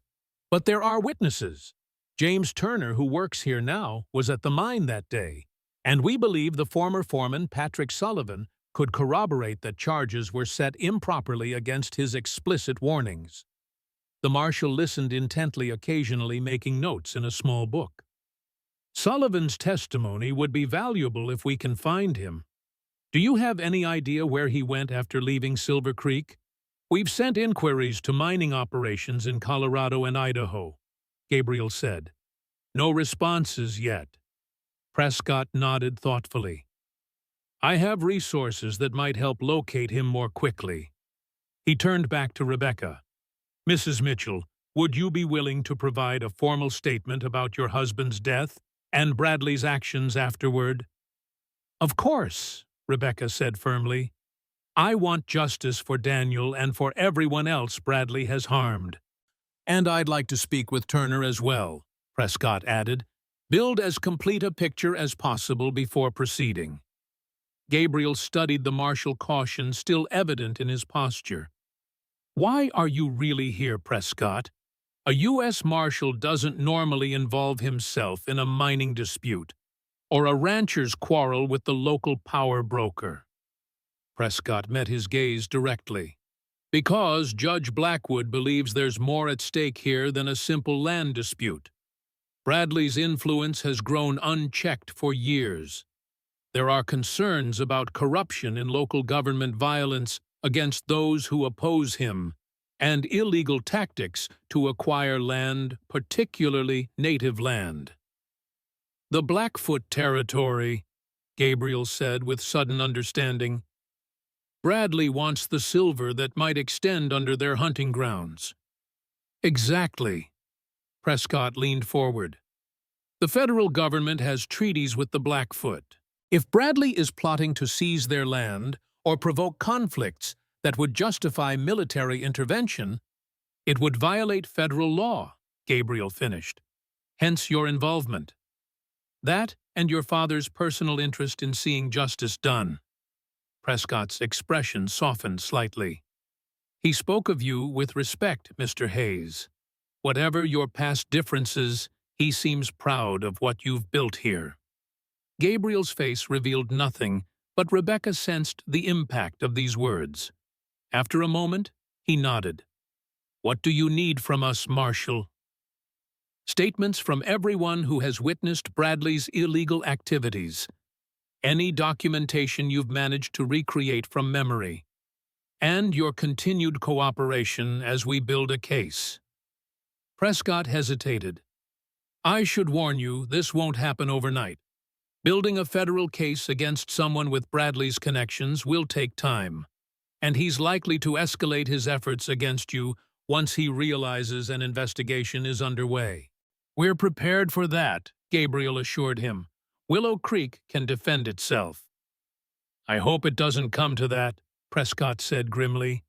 But, in case it does, he reached into his coat and withdrew an official-looking document, passing it to Gabriel. Judge Blackwood issued this yesterday. It's a federal protection order for this property and all its residents pending the outcome of the investigation. Bradley can file all the local complaints he wants, but neither Sheriff Wyatt nor any other local authority can take action against Willow Creek without federal approval. Gabriel unfolded the document, scanning its contents with evident surprise. The protection order was comprehensive, signed with the flourishing signature Rebecca recognized from the framed degree Judge Ezra Blackwood. This is unexpected, Gabriel admitted. Your father may be traditional in his views, Mr. Hayes, but he believes in the law above all else.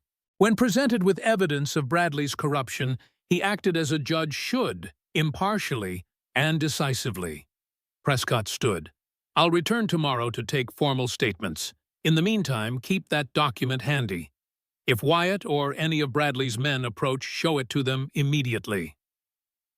As Gabriel walked the marshal to the door, Rebecca remained seated, processing this unexpected turn of events. Judge Blackwood's intervention changed everything, providing not just practical protection, but a powerful ally in their struggle against Bradley. More than that, it represented a potential healing of the breach between Gabriel and his father. The judge's respect for his son's work, his willingness to act on Gabriel's behalf, despite their estrangement, these were olive branches extended across years of silence. When Gabriel returned, his expression was thoughtful, almost bemused. 10 years, he said quietly. 10 years without a word. And now this. He's proud of you, Rebecca said, echoing Prescott's words. Despite everything, he recognizes the value of what you've built here. Gabriel shook his head slightly. Or he simply couldn't ignore clear evidence of Bradley's corruption. My father has always been a stickler for proper legal procedure regardless of personal feelings. Perhaps, Rebecca acknowledged, but he specifically assigned a U.S. Marshal to investigate, rather than dismissing the complaints. He issued a federal protection order for your property. Those are significant actions, Gabriel.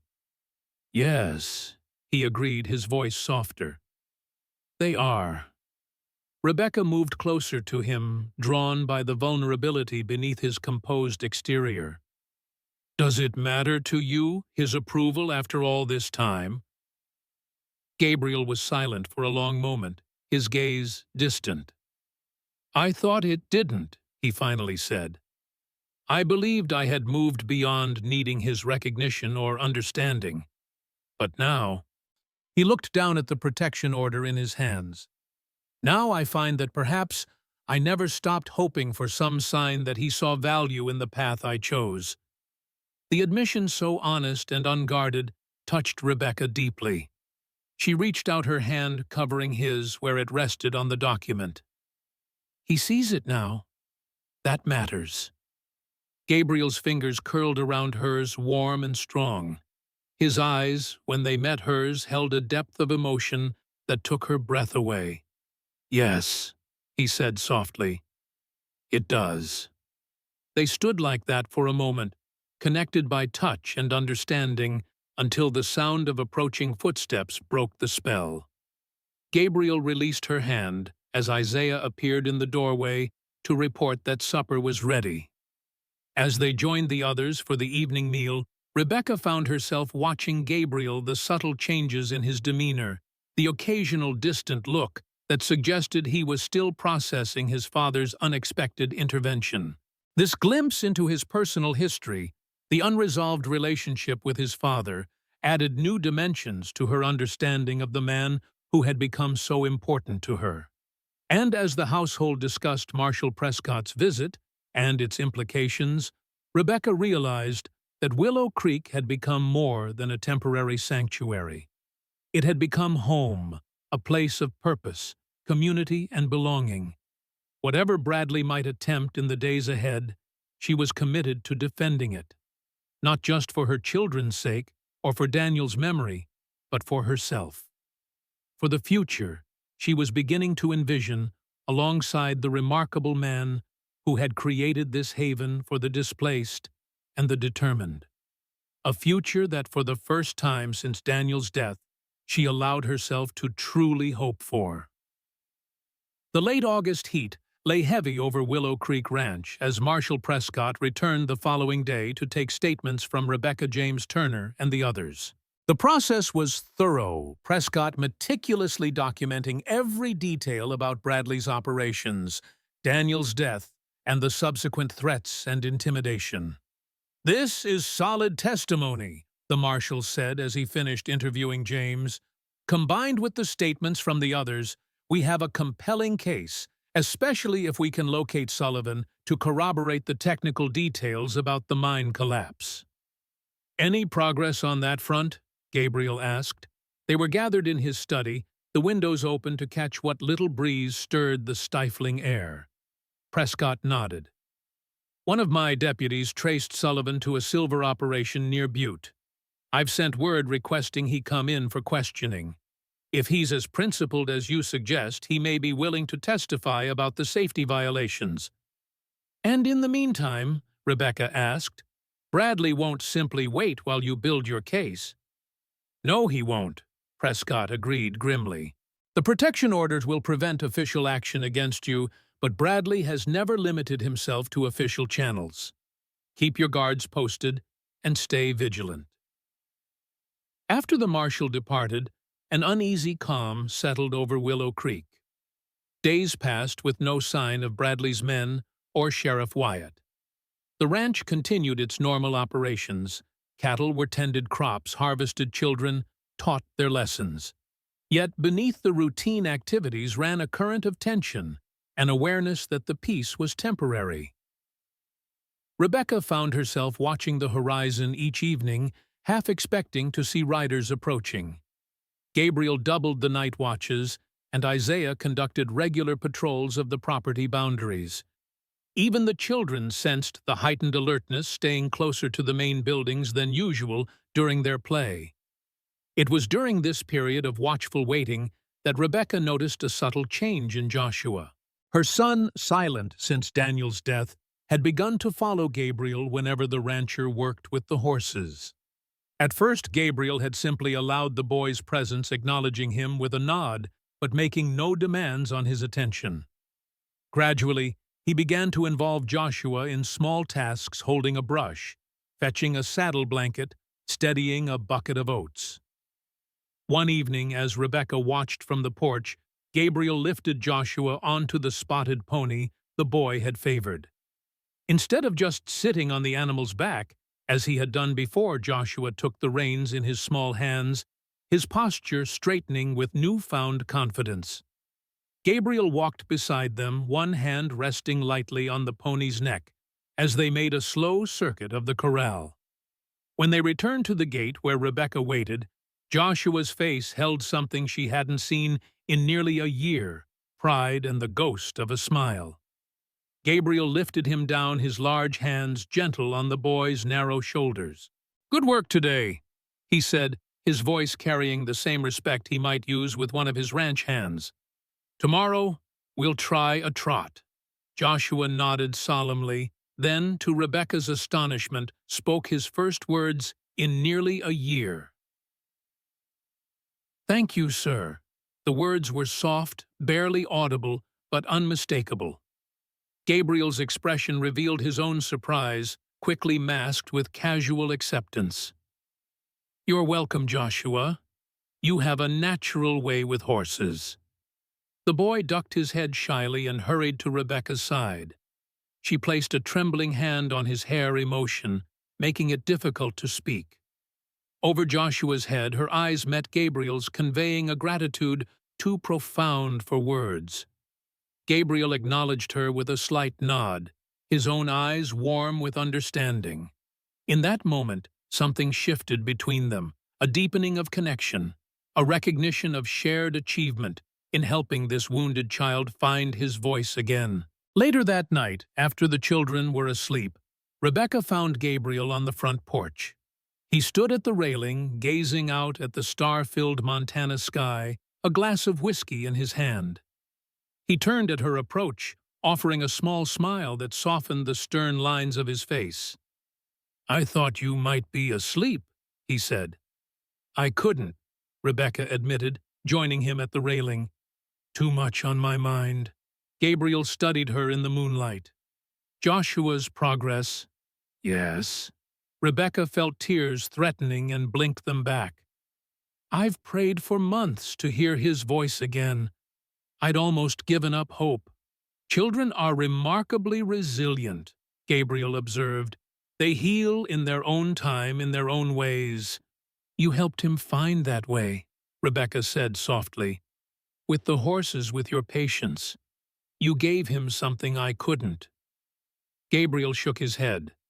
"I only provided the opportunity. Joshua found his own courage, a courage he inherited from his father." Rebecca murmured, memories of Daniel surfacing with less pain than before. "And his mother," Gabriel added, his voice low and sincere. Rebecca turned to him, touched by the compliment. "You've done so much for us, Gabriel. Taken us in, protected us, helped my son find his voice again. I don't know how I can ever repay you." "There's nothing to repay," Gabriel replied. "You've brought as much to Willow Creek as you've received. Your medical skills, your strength, your determination to see justice done, these are gifts to all of us." The sincerity in his voice warmed Rebecca more than the summer night. She was acutely aware of his presence beside her, of the scant inches separating them at the railing. The impulse to close that distance, to lean into his solid strength, was almost overwhelming. Before she could act on it, a sound from the darkness caught their attention, the distant approach of horses moving fast. Gabriel straightened, instantly alert. "Get inside," he said quietly. "Wake Isaiah and James. Tell them to arm themselves." Rebecca hurried to comply, her heart pounding. By the time she returned to the porch with the others, the riders were visible in the moonlight, 5 men approaching at a gallop, their intent clearly not peaceful. Gabriel stood calmly on the porch steps, rifle in hand, but not yet raised. Isaiah positioned himself to the right, shotgun ready, while James took up a position to the left with a revolver. Rebecca remained on the porch, her own small pistol, a gift from Gabriel after their return from Silver Creek, concealed in the folds of her skirt. The riders pulled up short, about 30 yards from the house, dust billowing around their horses in the moonlight. Rebecca recognized Dawson, the leader of Bradley's thugs, who had attacked the Turner cabin. With him were 4 rough-looking men, all armed, their expressions visible, even in the dim light, cruel anticipation mixed with wariness. "Hayes," Dawson called. "We got business to discuss." "It's past calling hours, Dawson," Gabriel replied evenly. "State your business and be gone." Dawson's laugh was ugly in the night air. "Our business is simple. Bradley wants what's his, the North Ridge and everything under it. He's prepared to be generous, $5,000 for the whole spread, lock, stock, and barrel." "This land isn't for sale," Gabriel replied, "as I've told Bradley before." "That was before," Dawson countered. "Circumstances have changed. Bradley knows about your little arrangement with the judge, your daddy swooping in to protect his boy." He spat in the dirt. "But federal protection only works if there's someone alive to protect." The threat hung in the air, blatant and vicious. Gabriel's posture remained relaxed, but Rebecca could sense the tension coiling beneath his calm exterior. "Is that a threat, Dawson?" he asked quietly. "It's a promise," Dawson replied. "Bradley's done playing games. You've got till noon tomorrow to clear out, all of you. After that, we burn this place to the ground, and anyone still here burns with it." Isaiah shifted slightly, the movement drawing Dawson's attention. The thug's eyes narrowed at the sight of the black man with a shotgun. "Your pet and careful," Gabriel interrupted, his voice like steel. "The next word from your mouth might be your last." Something in his tone gave even Dawson pause. The gunman eyed the 3 armed men facing him, perhaps calculating the odds for the first time. "Noon tomorrow," he repeated, less certainty in his voice. "Bradley's offer expires then." "Your trespassing privileges expire now," Gabriel countered. "Ride out. Don't come back." For a tense moment, Rebecca thought Dawson might order his men to attack. Then he yanked his horse around. "Your funeral, Hayes, all of you." The riders departed in a cloud of dust and pounding hooves, leaving an ominous silence in their wake. Gabriel lowered his rifle, turning to Isaiah and James. "Double the night watch. No one sleeps alone in the outlying buildings. All children stay in the main house." "You think they'll attack tonight?" James asked, his face pale in the moonlight. "No," Gabriel replied. "Bradley's too calculating for that. The ultimatum is real. He'll wait until noon tomorrow. But we prepare as if they could come at any time." "What are we going to do?" Rebecca asked as they moved inside. "Even with the protection order, the marshal isn't here, and Bradley's men clearly don't care about legal documents." Gabriel's expression was grim but determined. "We send for help. James, ride to the Blackfoot camp at first light. Ask Running Wolf for warriors to supplement our defenses. Isaiah, get word to Marshal Prescott about the direct threat. And the rest of us," Rebecca pressed. "We prepare for a fight," Gabriel said simply. "Move supplies to the root cellar, food, water, medical necessities. The cellar can serve as both refuge for the non-combatants and fallback position if needed." Rebecca nodded, practical concerns overriding fear. "I'll organize the medical supplies immediately." Gabriel caught her arm gently as she turned to go. "Rebecca," he said, his voice softer, "we'll defend this place. I won't let Bradley take Willow Creek or harm anyone here." The fierce determination in his eyes steadied her. "I know," she said. "Neither will I." As the household mobilized, Rebecca found herself moving with calm efficiency, directing Maria and Martha in gathering essential supplies. The children were woken and moved to interior rooms.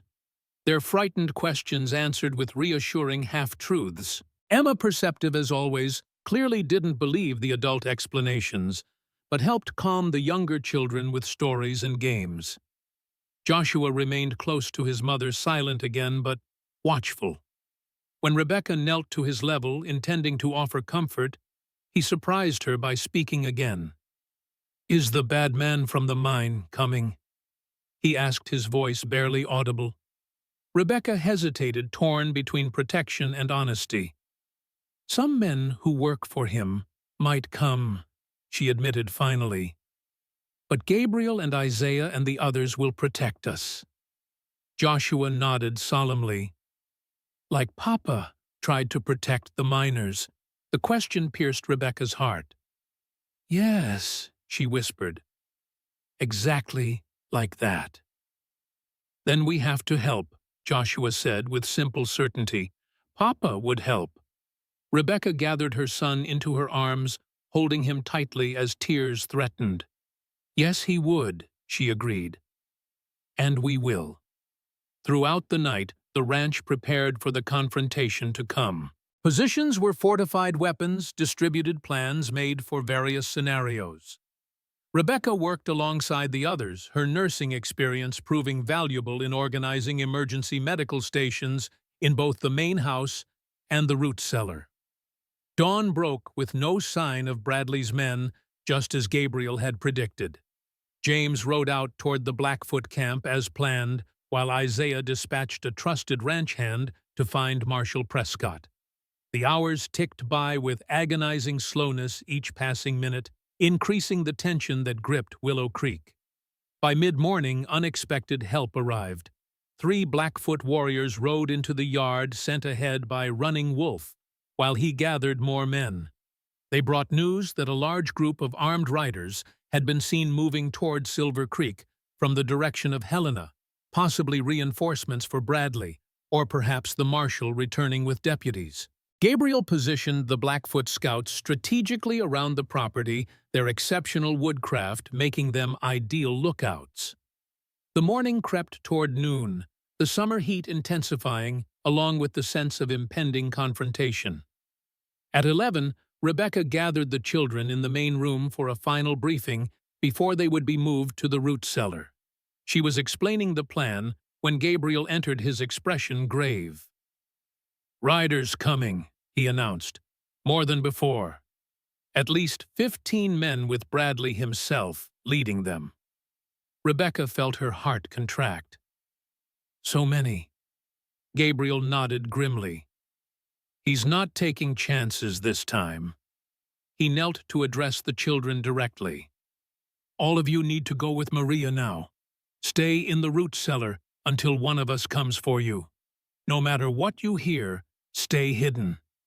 As Maria led the children toward the cellar entrance in the kitchen, Joshua broke away and ran to Gabriel. To everyone's surprise, the boy threw his arms around the rancher's legs in a fierce hug. "Be careful," he whispered, "like you told me with the horses." Gabriel placed a gentle hand on Joshua's head. "I will," he promised. "Now go with Maria and look after your sister." Joshua nodded and rejoined the other children. As they disappeared into the cellar, Gabriel turned to Rebecca. "You should go with them," he said. "They'll need your calmness if things escalate." Rebecca shook her head firmly. "My place is here. You'll need someone with medical training if there's fighting." Gabriel started to object, then recognized the determination in her eyes, the same resolve he had seen when she faced down Sheriff Wyatt, and when she insisted on accompanying him to warn James Turner. He nodded once in acceptance. "Stay inside until we know their intentions," he instructed. "First floor away from windows." Rebecca positioned herself in the hallway, where she could observe through a small side window without being easily seen.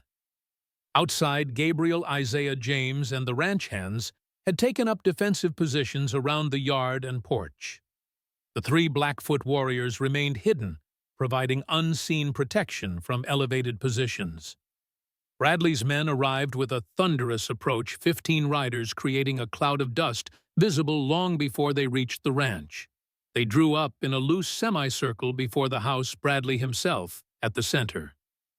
The mine owner sat his horse with the awkward posture of a man unaccustomed to riding his corpulent frame, straining the seams of an expensive suit despite the heat. "Hayes," Bradley called, his voice carrying across the yard, "I see you've chosen to ignore my generous offer." Gabriel stood on the porch, rifle held casually but visibly. There was no offer to consider, Bradley, just illegal threats against a federally protected property. Bradley's laugh was dismissive. "Protected by a piece of paper signed by your estranged father. How convenient that the black sheep suddenly remembers his family connections when his land is at stake." "The protection order is legal and binding," Gabriel replied evenly.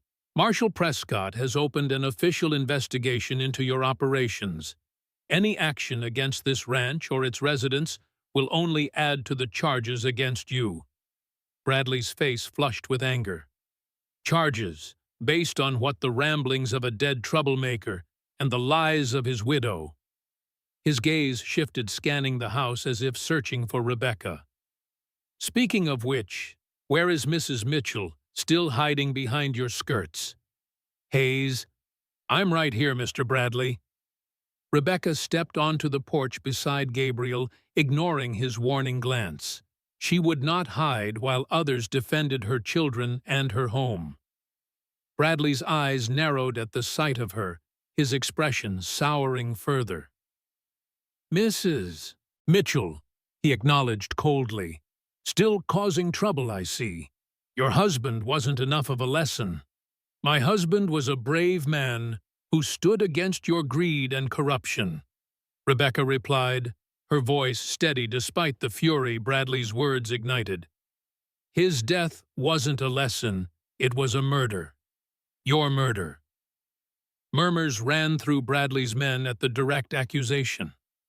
Bradley himself seemed momentarily taken aback by her boldness. "Careful, Mrs. Mitchell," he warned. "Slander is a serious offense." "So is murder," Rebecca countered, "and safety violations, and claim jumping, and bribing officials." "Shall I continue?" Bradley's face darkened with rage. "You have nothing. No evidence, no witnesses. Just the bitter accusations of a widow too stubborn to accept her husband's foolishness got him killed." "We have more than you think," Gabriel interjected. "Patrick Sullivan has been located. He's prepared to testify about the improper placement of charges that caused the collapse charges you specifically ordered despite his warnings." This was a calculated bluff. They had no confirmation that Sullivan had been found or would testify, but the effect on Bradley was immediate. His complexion paled, then flushed an alarming purple. "You're lying," he hissed. "Am I?" Gabriel's expression remained impassive. "Sullivan Turner, the geological surveys showing the silver vein extends under my property and Blackfoot land, all part of the federal investigation now. It's over, Bradley. The only question is how many additional charges you'll face when this confrontation is added to the evidence." Bradley's hand moved toward his coat, and for a heart-stopping moment, Rebecca thought he might draw a weapon. Instead, he pulled out a handkerchief, wiping sweat from his brow as he visibly struggled to regain composure. "Fine words," he said finally. "But federal investigations take time. Months, even years. Meanwhile, accidents happen. Ranches burn. People disappear." His gaze traveled deliberately to Rebecca, then back to Gabriel. "How long can you hold out, Hayes? How many are you willing to sacrifice for this worthless piece of land?" "It's not worthless," Gabriel replied. "That's why you want it so badly. But unlike you, I value it for more than what lies beneath it. This is home to every person here, a sanctuary, a community, a place of dignity and purpose. We will defend it. Bradley sneered. Noble sentiments. Let's see how they hold up against reality. He made a sharp gesture, and his men began to spread out, forming a wider circle around the ranch buildings. Tension crackled in the air like summer lightning. Rebecca felt her heartbeat quicken, aware that the next moments would determine everything. Gabriel's hand brushed hers briefly, a silent reassurance, or perhaps a farewell, before he stepped forward to address Bradley's men directly. Think carefully, he called, his voice carrying across the yard. Federal marshals are already on their way. Bradley is facing criminal charges regardless of what happens here today. Those who stand with him will share his fate. Those who leave now might avoid prosecution. Several of Bradley's men exchanged uncertain glances. Doubt had crept into their expressions, weighing payment against prison. Don't listen to him, Bradley shouted. I pay you to follow orders, not think. That's your whole problem, isn't it, Bradley? Gabriel observed coolly. You believe every man has his price, that loyalty can always be bought. Some things aren't for sale. Before Bradley could respond, a new sound cut through the tension, hoofbeats approaching rapidly from the east. All eyes turned to see a group of riders cresting the rise, silhouetted against the midday sky. Rebecca's heart leapt with hope as she made out Marshal Prescott's distinctive figure at the head of at least a dozen armed deputies. Riding beside him was a second group Blackfoot warriors led by Running Wolf, their presence an unmistakable statement of alliance with Willow Creek. But it was the third figure that drew gasps from those watching, a distinguished older man on a black horse, his bearing regal despite his age. Even at a distance, the resemblance to Gabriel was unmistakable. Judge Blackwood, Rebecca breathed, recognizing Gabriel's father from descriptions she had seen in newspapers. Bradley's face drained of color as he recognized the approaching force. His men began to shift nervously, some already turning their horses as if preparing to flee. Hold your positions, Bradley commanded, desperation edging his voice. This changes nothing. But it had changed everything. As the newcomers drew closer, Marshal Prescott raised a hand in greeting to Gabriel before turning his attention to Bradley.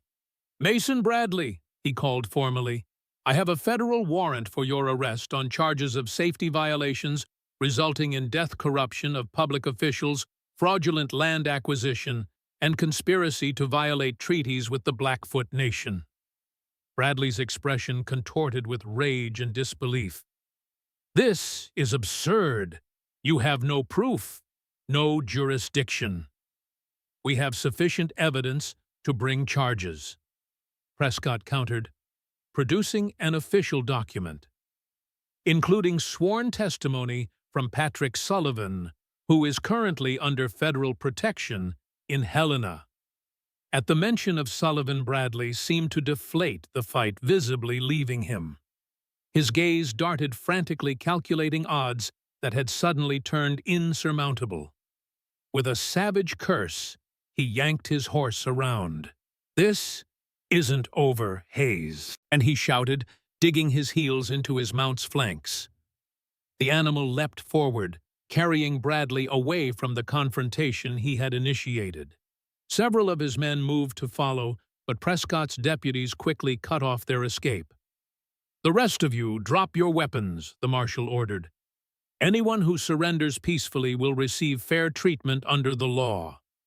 Faced with overwhelming odds, Bradley's hired guns complied one by one, tossing aside pistols and rifles. Only Dawson attempted resistance, drawing his weapon in a desperate move that was quickly ended by a deputy's well-aimed shot to his shoulder. As the deputies rounded up the surrendered men, Judge Blackwood guided his horse toward the house. He dismounted with the dignity of his years, handing the reins to a deputy before approaching the porch, where Gabriel and Rebecca stood. Gabriel stepped forward to meet his father, his expression a complex mixture of wariness, respect, and lingering hurt. The two men stood facing each other for a moment, the resemblance between them striking, despite the decades that separated them. "Gabriel," Judge Blackwood said finally, his voice deep and measured, "your ranch is as impressive as I've heard." "Father," Gabriel acknowledged with a slight nod, "this is unexpected." The judge's mouth twitched in what might have been a suppressed smile. "I've found that the law is often best served by direct observation. When Marshal Prescott reported Bradley's threats against a federally protected property, it seemed appropriate to witness the enforcement personally." "Of course," Gabriel replied, a hint of dryness in his tone. "Your concern for proper legal procedure is legendary." "Among other concerns," Judge Blackwood said quietly. His gaze shifted to Rebecca, who stood a respectful distance behind Gabriel. "And this must be Mrs. Mitchell. Marshal Prescott spoke highly of your testimony." Rebecca stepped forward, extending her hand. "Judge Blackwood, your intervention may have saved lives today." The older man took her hand briefly, his eyes so similar to Gabriel's, assessing her with keen intelligence. "Bradley has operated outside the law for too long. Your courage in speaking out against him is commendable." "As is your son's," Rebecca replied, a gentle but deliberate reminder of Gabriel's role.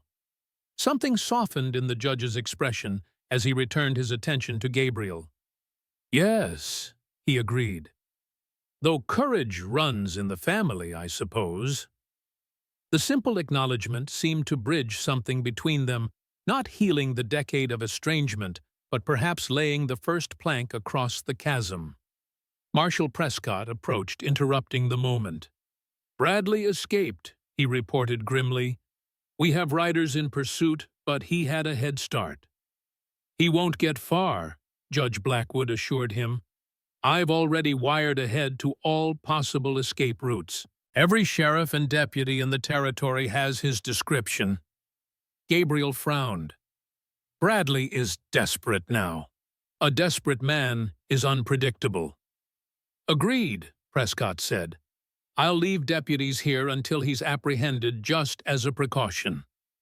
As they discussed security arrangements, Rebecca slipped away to the root cellar to bring the welcome news to the children and the others sheltering there. The reunion was joyful, with Emma and Joshua running to embrace their mother, while Maria offered prayers of thanksgiving. When they emerged into the sunlight, the scene had transformed from tense standoff to organized activity. Bradley's men were being loaded into wagons for transport to Helena, while deputies established defensive positions around the ranch. Running Wolf and his warriors conversed with Gabriel and Judge Blackwood, their presence a powerful symbol of the unusual alliance Willow Creek represented. Rebecca guided the children toward the house, but Joshua pulled away, running toward Gabriel with surprising determination. The boy tugged at Gabriel's hand until the rancher knelt to his level. "Did you win?" Joshua asked, his voice small but clear. Gabriel glanced up at Rebecca, who had followed her son, before answering. "We did," he confirmed. "The bad men have gone away." Joshua nodded solemnly. "Papa would be proud." The simple statement brought an unexpected sheen of moisture to Gabriel's eyes. "Yes," he agreed quietly. "Your father would be very proud of you, and of your mother." Joshua considered this, then asked the question that had clearly been weighing on his young mind. "Can we stay here now, forever?" Gabriel's gaze shifted to Rebecca, the question in his eyes matching the one from her son's lips. Rebecca felt a rush of emotion, fear, hope, possibility, as she realized this moment of decision had arrived without warning. "That depends," Gabriel said carefully, still watching Rebecca. "Willow Creek would be honored to be your permanent home, but only if that's what your mother wants too." All eyes turned to Rebecca. Joshua's hopeful, Gabriel's cautiously guarded, even Judge Blackwood observing with unexpected interest. Rebecca took a deep breath, her decision crystallizing with sudden clarity. "Yes," she said simply. "This is our home now, if you'll have us." The joy that transformed Gabriel's expression was answer enough, but he spoke the words anyway. "Always," he promised, one hand still holding Joshua's, the other reaching for Rebecca's. "This is where you belong." The weeks that followed brought sweeping changes to Silver Creek and Willow Creek alike. Mason Bradley was captured 3 days after his flight, attempting to cross into Idaho territory.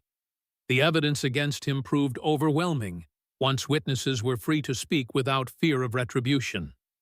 Patrick Sullivan's testimony was particularly damaging, providing detailed accounts of Bradley's direct orders to set charges in an unstable section of the mine where Daniel Mitchell had been working. The mine itself was temporarily closed, pending reorganization under new management. Judge Blackwood, acting with uncharacteristic speed, appointed a receiver to oversee operations and ensure that the miners received fair treatment and proper safety measures. James Turner was offered a position as safety inspector, his experience and integrity making him ideal for the role. At Willow Creek, life gradually returned to normal, a new normal that included regular visits from Marshal Prescott and, more surprisingly, Judge Blackwood. The elder Blackwood's relationship with Gabriel remained formal, but thawing their shared commitment to justice and fair treatment, providing common ground after years of estrangement. Rebecca found herself increasingly drawn into the administration of the ranch, her organizational skills complementing Gabriel's strategic vision. Together, they expanded the medical facilities, creating a proper infirmary that served not only the ranch residents, but also neighboring homesteaders and even Blackfoot patients when needed.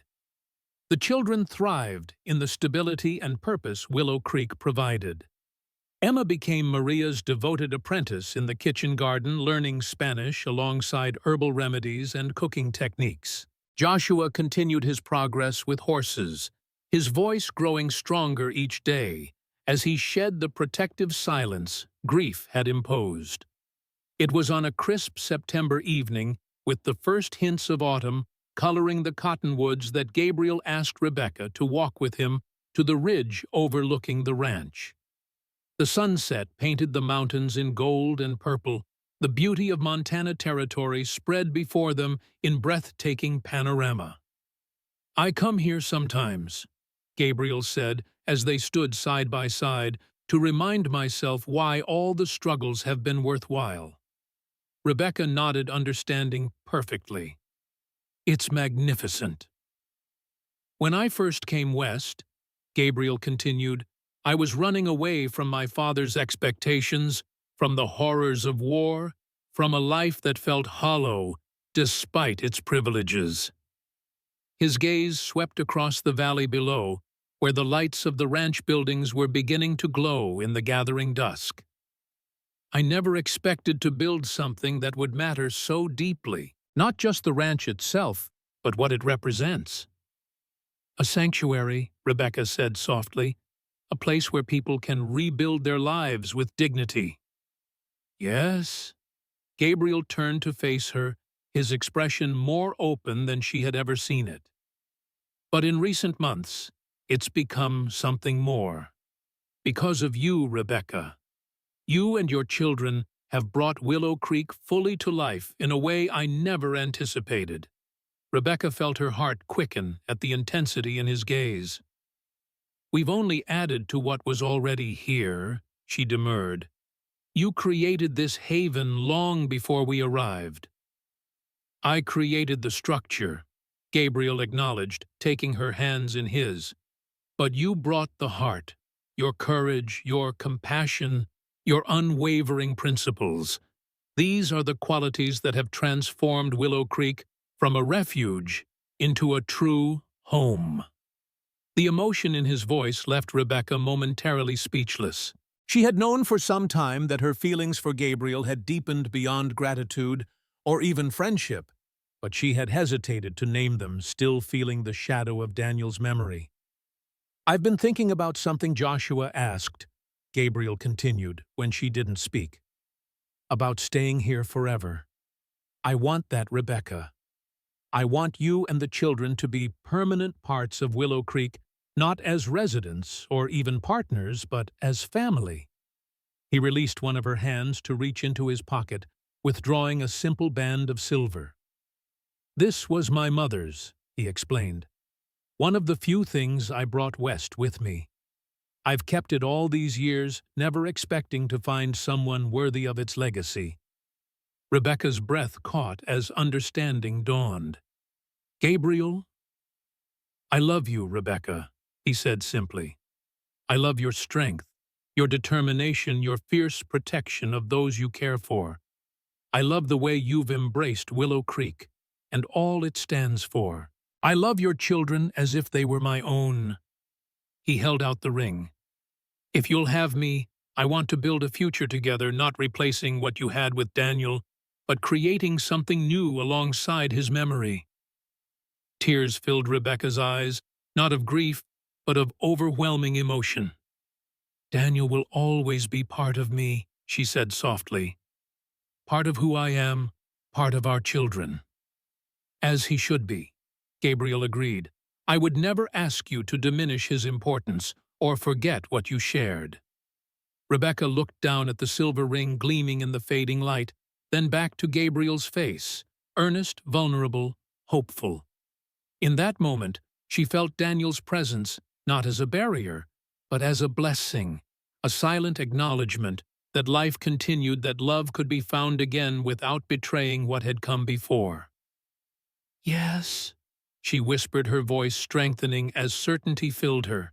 Yes, Gabriel, I love you too, and I want to build that future together.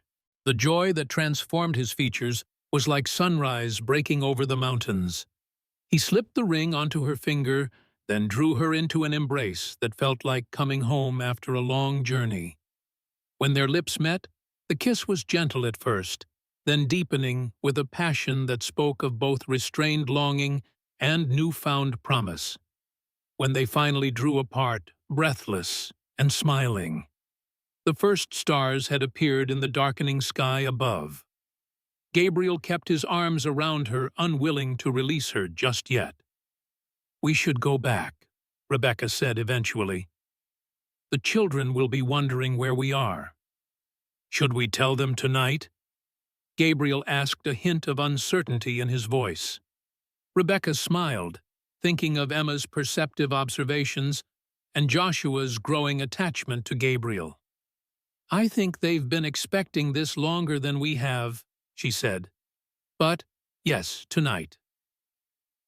As they walked hand in hand back toward the ranch, the lights of the main house glowed with welcome. Rebecca thought of all that had transpired since that desperate day in Silver Creek, when Gabriel had offered sanctuary to a widow and her children. The journey had been neither easy nor straight, marked by danger and loss, alongside healing and hope. Yet here they were, emerging from the storm into a promised land. Neither of them could have envisioned alone a place built on shared principles, mutual respect, and now love. A home not just for themselves, but for all who needed sanctuary in a harsh world. And as they approached the house where their unusual family waited, Rebecca felt a profound sense of rightness. Daniel would always be part of her story, the father of her children, the man whose courage had shaped her own. But Gabriel was her future, a future as vast and promising as the Montana sky above them, as solid and nurturing as the land beneath their feet. Together, they stepped into the warm light of home. The wedding took place on the first Saturday of October, with the cottonwoods blazing gold against a sky of perfect autumn blue. Judge Blackwood performed the ceremony, his official dignity softened by evident pride as he pronounced Gabriel and Rebecca husband and wife. The celebration that followed brought together the diverse worlds that intersected at Willow Creek Ranch. Miners from Silver Creek, now working under fair conditions in the reorganized operation, raised glasses alongside Blackfoot warriors and their families. Marshal Prescott and his deputies mingled with ranch hands and settlers from neighboring homesteads. Maria's Mexican cuisine shared table space with traditional Blackfoot dishes, and James Turner's wife's Virginia recipes. Emma and Joshua, dressed in their finest, stayed close to Gabriel throughout the day, their acceptance of him as their new father touching everyone who observed them. Joshua, now speaking freely, though still selective with his words, solemnly informed Judge Blackwood that he would be learning to rope calves next spring, when I'm bigger, like Gabriel says. As evening approached and lanterns were lit around the yard, Gabriel found Rebecca watching the gathering from the porch, her expression contemplative. "Having second thoughts, Mrs. Hayes?" he asked softly, joining her. Rebecca smiled, leaning into his embrace. "Not one," she assured him. "I was just thinking about journeys, how the most painful ones sometimes lead to the most unexpected destinations." Gabriel nodded, understanding immediately. "Daniel would be proud of what you've built, of how you've raised his children." "Our children now," Rebecca corrected gently. "That's what he would want for them, to have a father who embodies the same principles he lived by." Gabriel's arms tightened around her. "I'll do my best to be worthy of that trust." They stood together watching as Isaiah organized the musicians for dancing, as Maria distributed slices of wedding cake to eager children, as Judge Blackwood engaged in earnest conversation with Running Wolf through a translator. The scene before them represented everything Willow Creek stood for: diverse backgrounds united by common humanity, mutual respect, overcoming traditional barriers. "Do you know what I thought when I first saw you in Silver Creek?" Gabriel asked suddenly, "standing there on the church steps protecting your children despite having nothing left." Rebecca shook her head, curious. "I thought, there is a woman who understands what truly matters, not possessions or status or security, but dignity and principles." His voice softened. "I didn't expect to fall in love with you. I only knew you deserved better than what Bradley and his world offered." "And you gave me that chance," Rebecca said. "A chance to rebuild, to find purpose again." "We gave each other that chance," Gabriel corrected. "Willow Creek needed you as much as you needed it. I needed you, though I didn't recognize it then." From the yard came the sound of fiddles starting up, accompanied by drums from the Blackfoot musicians, an unlikely but harmonious blend. Joshua ran up to the porch, his small face alight with excitement. "Mama, Gabriel dancing is starting. Emma says you have to dance first because you're married now." Gabriel laughed, releasing Rebecca to swing Joshua up into his arms. "Your sister is right as usual. Shall we show them how it's done?" Rebecca took his offered hand, her heart full to overflowing, as they descended the porch steps together, Joshua balanced on Gabriel's hip. The gathered guests made way for them, forming a circle as the music shifted to a waltz. As Gabriel set Joshua down and took Rebecca in his arms for their first dance as husband and wife, she caught glimpses of familiar faces in the crowd. Emma watching with dreamy romanticism, Maria wiping away tears of joy, Isaiah nodding approval, Judge Blackwood observing with dignified emotion. And for just a moment, in the golden light of sunset, filtering through autumn leaves, Rebecca thought she felt another presence, Daniel offering his blessing on this new chapter, this promised land after the storm. The sensation passed as quickly as it had come, leaving behind not grief, but gratitude. For the journey that had brought her here, for the man whose arms now held her, for the community that surrounded them, and for the future they would build together on this land of second chances. A future as boundless as the Montana sky, as enduring as the mountains on the horizon, and as rich as the love that had found them when they least expected it. Retry Claude can make mistakes. Please double-check responses. Research Troyen Tincam Sonnet 3.6.